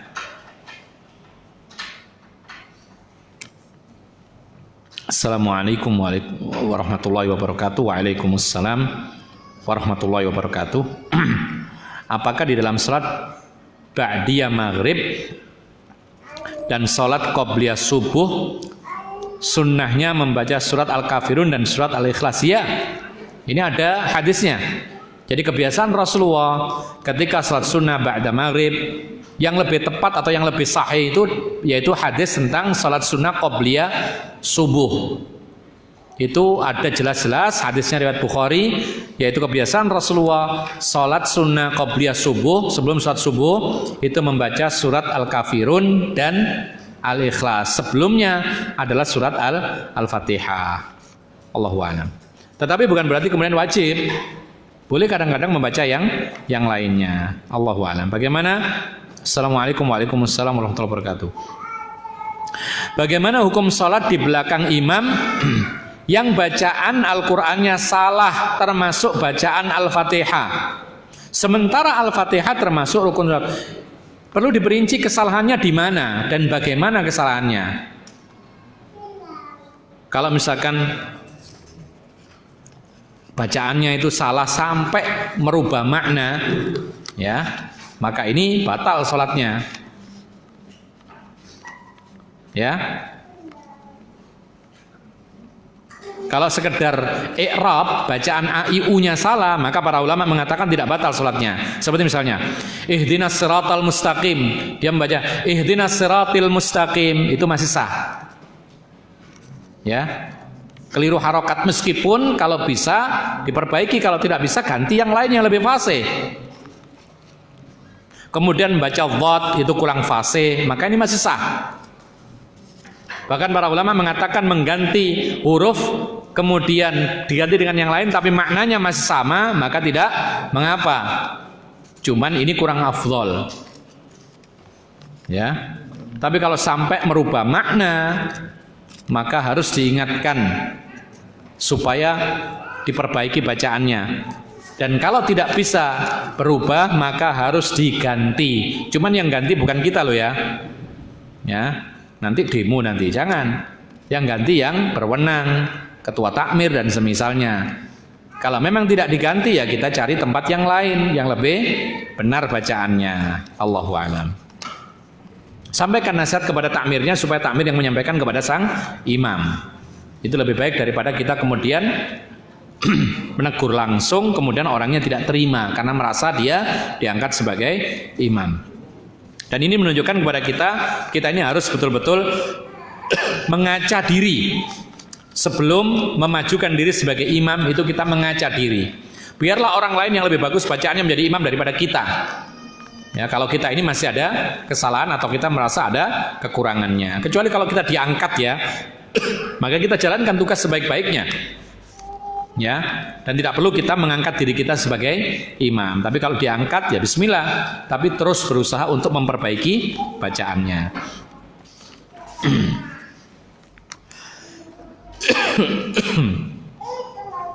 Pertanyaan yang berikutnya, di lingkungan saya jarak antara adzan dan iqamah itu sangat dekat. Sehingga sholat sunnah pun kadang tidak dapat dilaksanakan karena keterbatasan waktu tersebut. Bagaimana cara menyikapi kasus semacam ini? Ada solusi. Pertanyaan berikutnya di sini, berapa jam dia kasih waktu untuk kesempatan bersiap-siap? Berapa menit ini kira-kira? Kalau 5 menit masih bisa kita rekayasa. Kita punya strategi. Bagaimana? Sebelum adzan kita sudah siap sholat. Ya kan? Ketika adzan langsung kita sholat sunnah, langsung kita ikut sholat berjamaah. Atau misalnya tidak cukup karena perjalanan juga waktu 5 menit, ya sudah berangkat ke masjid, kemudian adzan sudah di masjid, sehingga kita bisa melaksanakan sunnah qobliyahnya. Tapi kalau tidak sama sekali bisa diupayakan demikian, berarti yang salah adalah yang iqomat. Ya. Para ulama mengatakan memang tidak ada batasan waktu tertentu antara adzan dan iqamat, tapi tidak boleh juga langsung-langsung. Adzan langsung iqamat, ini membatasi orang sehingga orang tidak bisa mendapat pahala sunnah qobliyah atau sunat-sunat sebelum salat wajib. Maka setidaknya dirubah kebiasaan terlalu cepat, ditunda sejenak, mungkin 10 menit, seperempat jam, 20 menit, supaya apa? Supaya ada kesempatan orang yang melakukan salat sunat terlebih dahulu. Dan jangan terlalu lama. Kadang-kadang ada masjid itu ya, akhirnya sepi. Gara-gara apa? Adzan dengan iqamat itu sampai lama sekali, sehingga orang kabur cari masjid yang cepat.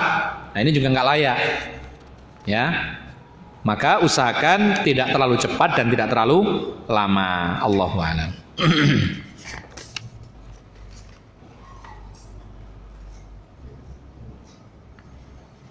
Ini tidak sesuai dengan pembahasan, tapi ini sesuai dengan pembahasan yang bab sebelumnya, yaitu tentang masalah kewanitaan. Tidak mengapa. Ana memiliki kebiasaan haid hanya 7 hari. Ya memang biasanya 7-6 hari dalam hadis begitu. Namun pada bulan ini sekarang Ana telah menstruasi lebih dari 7 hari, yakni 9 hari. Namun yang keluar sangat sedikit berwarna kecoklatan. Apakah saya telah dihukumi suci? Tetap dia dihukumi haid, karena warnanya ini adalah identik dengan tanda-tanda darah haid. Karena darah haid itu cenderung kehitam-hitaman atau kecoklat-coklatan.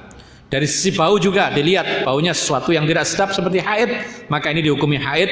Dan para ulama mengatakan meskipun wanita itu ada kebiasaan 7 hari, tapi kadang-kadang kebiasaan itu berubah. Dan ini diperkirakan berubah, dan ada tanda ini adalah haid, buktinya keluarnya sedikit. Biasanya kalau lancar 7 hari selesai, tapi ini sedikit sampai 9 hari, berarti itu adalah tanda masih haid. Dihukumi masih haid dan tidak boleh sholat. Allahu a'lam. Tapi kalau berubah, darahnya itu darah segar, merah, dan baunya bau khas darah seperti darah luka dan semisal, maka ini dihukumi istihadhah.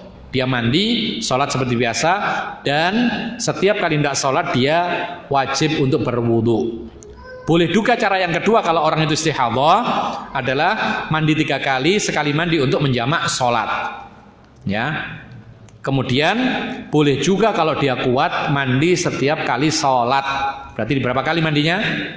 5 kali. Kalau wanita itu istihadhah dan kuat mandi setiap hendak sholat.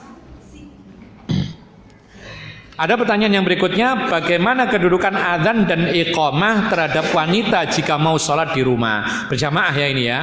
Maka Rasulullah SAW mengatakan la adzana 'alan nisa. Kama qala sallallahu alaihi wasallam, tidak ada adzan bagi kaum wanita. Karena adzan itu kan memandangkan adzan suara keras, sementara wanita itu tidak boleh menyuarakan suaranya lebih daripada kebiasaan. Ya, kalau wanita adzan maka jadi fitnah nanti. Wanita kalau adzan orang laki-laki benar, wah ini siapa ya? Ya, jangan-jangan si anu kan gitu. Maka tidak boleh adzan wanita. Adapun iqamat maka terjadi perbedaan pendapat. Sebagian mengatakan disyariatkan iqamat karena melihat kepada alasan disyariatkannya iqamat itu adalah untuk memberitahu orang yang sudah hadir untuk mulai sholat. Sementara yang lain mengatakan tidak ada iqamat karena wanita disyariatkan untuk melirihkan suaranya. Namun pendapat yang lebih kuat kita katakan silahkan iqamat, tidak ada masalah, karena kita melihat secara makna daripada iqamat itu fungsinya adalah memberitahu kepada para hadirin, apalagi mereka semua perempuan, gak ada laki-laki nggak akan mendengar, maka silakan mengumandangkan iqamat untuk memberikan berita kepada wanita yang sudah hadir untuk memulai sholat berjamaah. Allahu a'lam. Ada yang lain? Ya. Jika ada sudah dimulai, apakah kita menunggu muadzin selesai dan menjawabnya, ataukah langsung melaksanakan sholat tahiyat masjid takut ketinggalan juga? Kita sudah hadir ya. Iya. Taib. Itu adzan sudah mulai. Ya.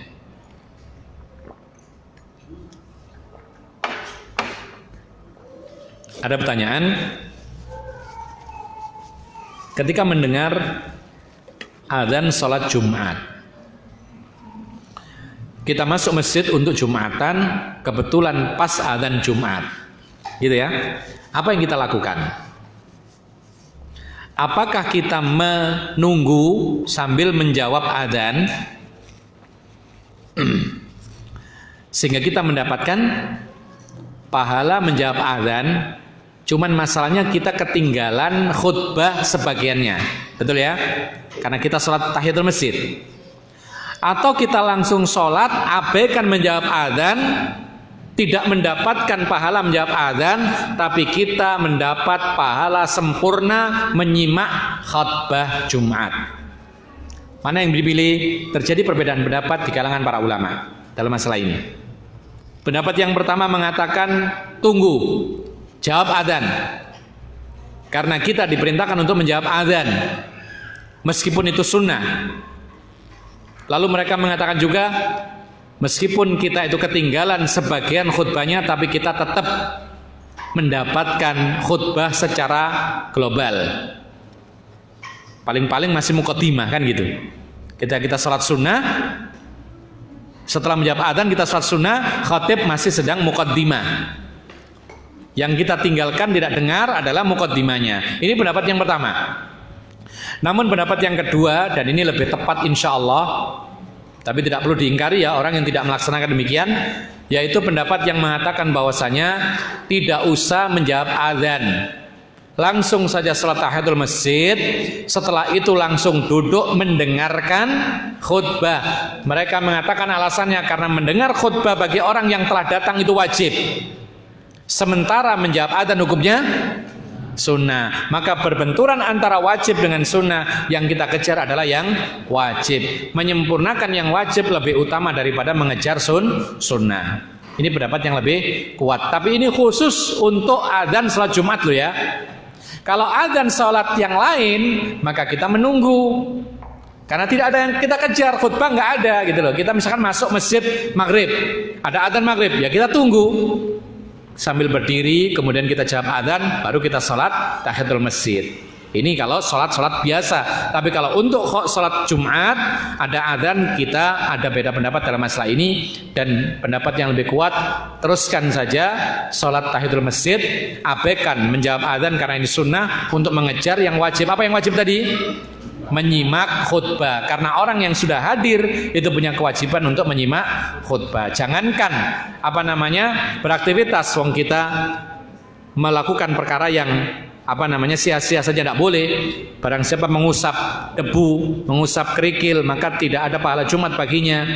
Barang siapa mengatakan diam kepada orang lain yang berbicara, maka dia tidak ada Jumatan atau tidak ada pahala Jumatan baginya. Dan ini menunjukkan kepada kita bahwa menyimak khutbah itu memang wajib hukumnya.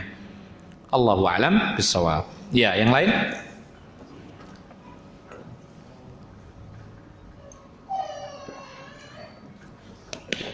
Ya, yang terakhir ya. Ya.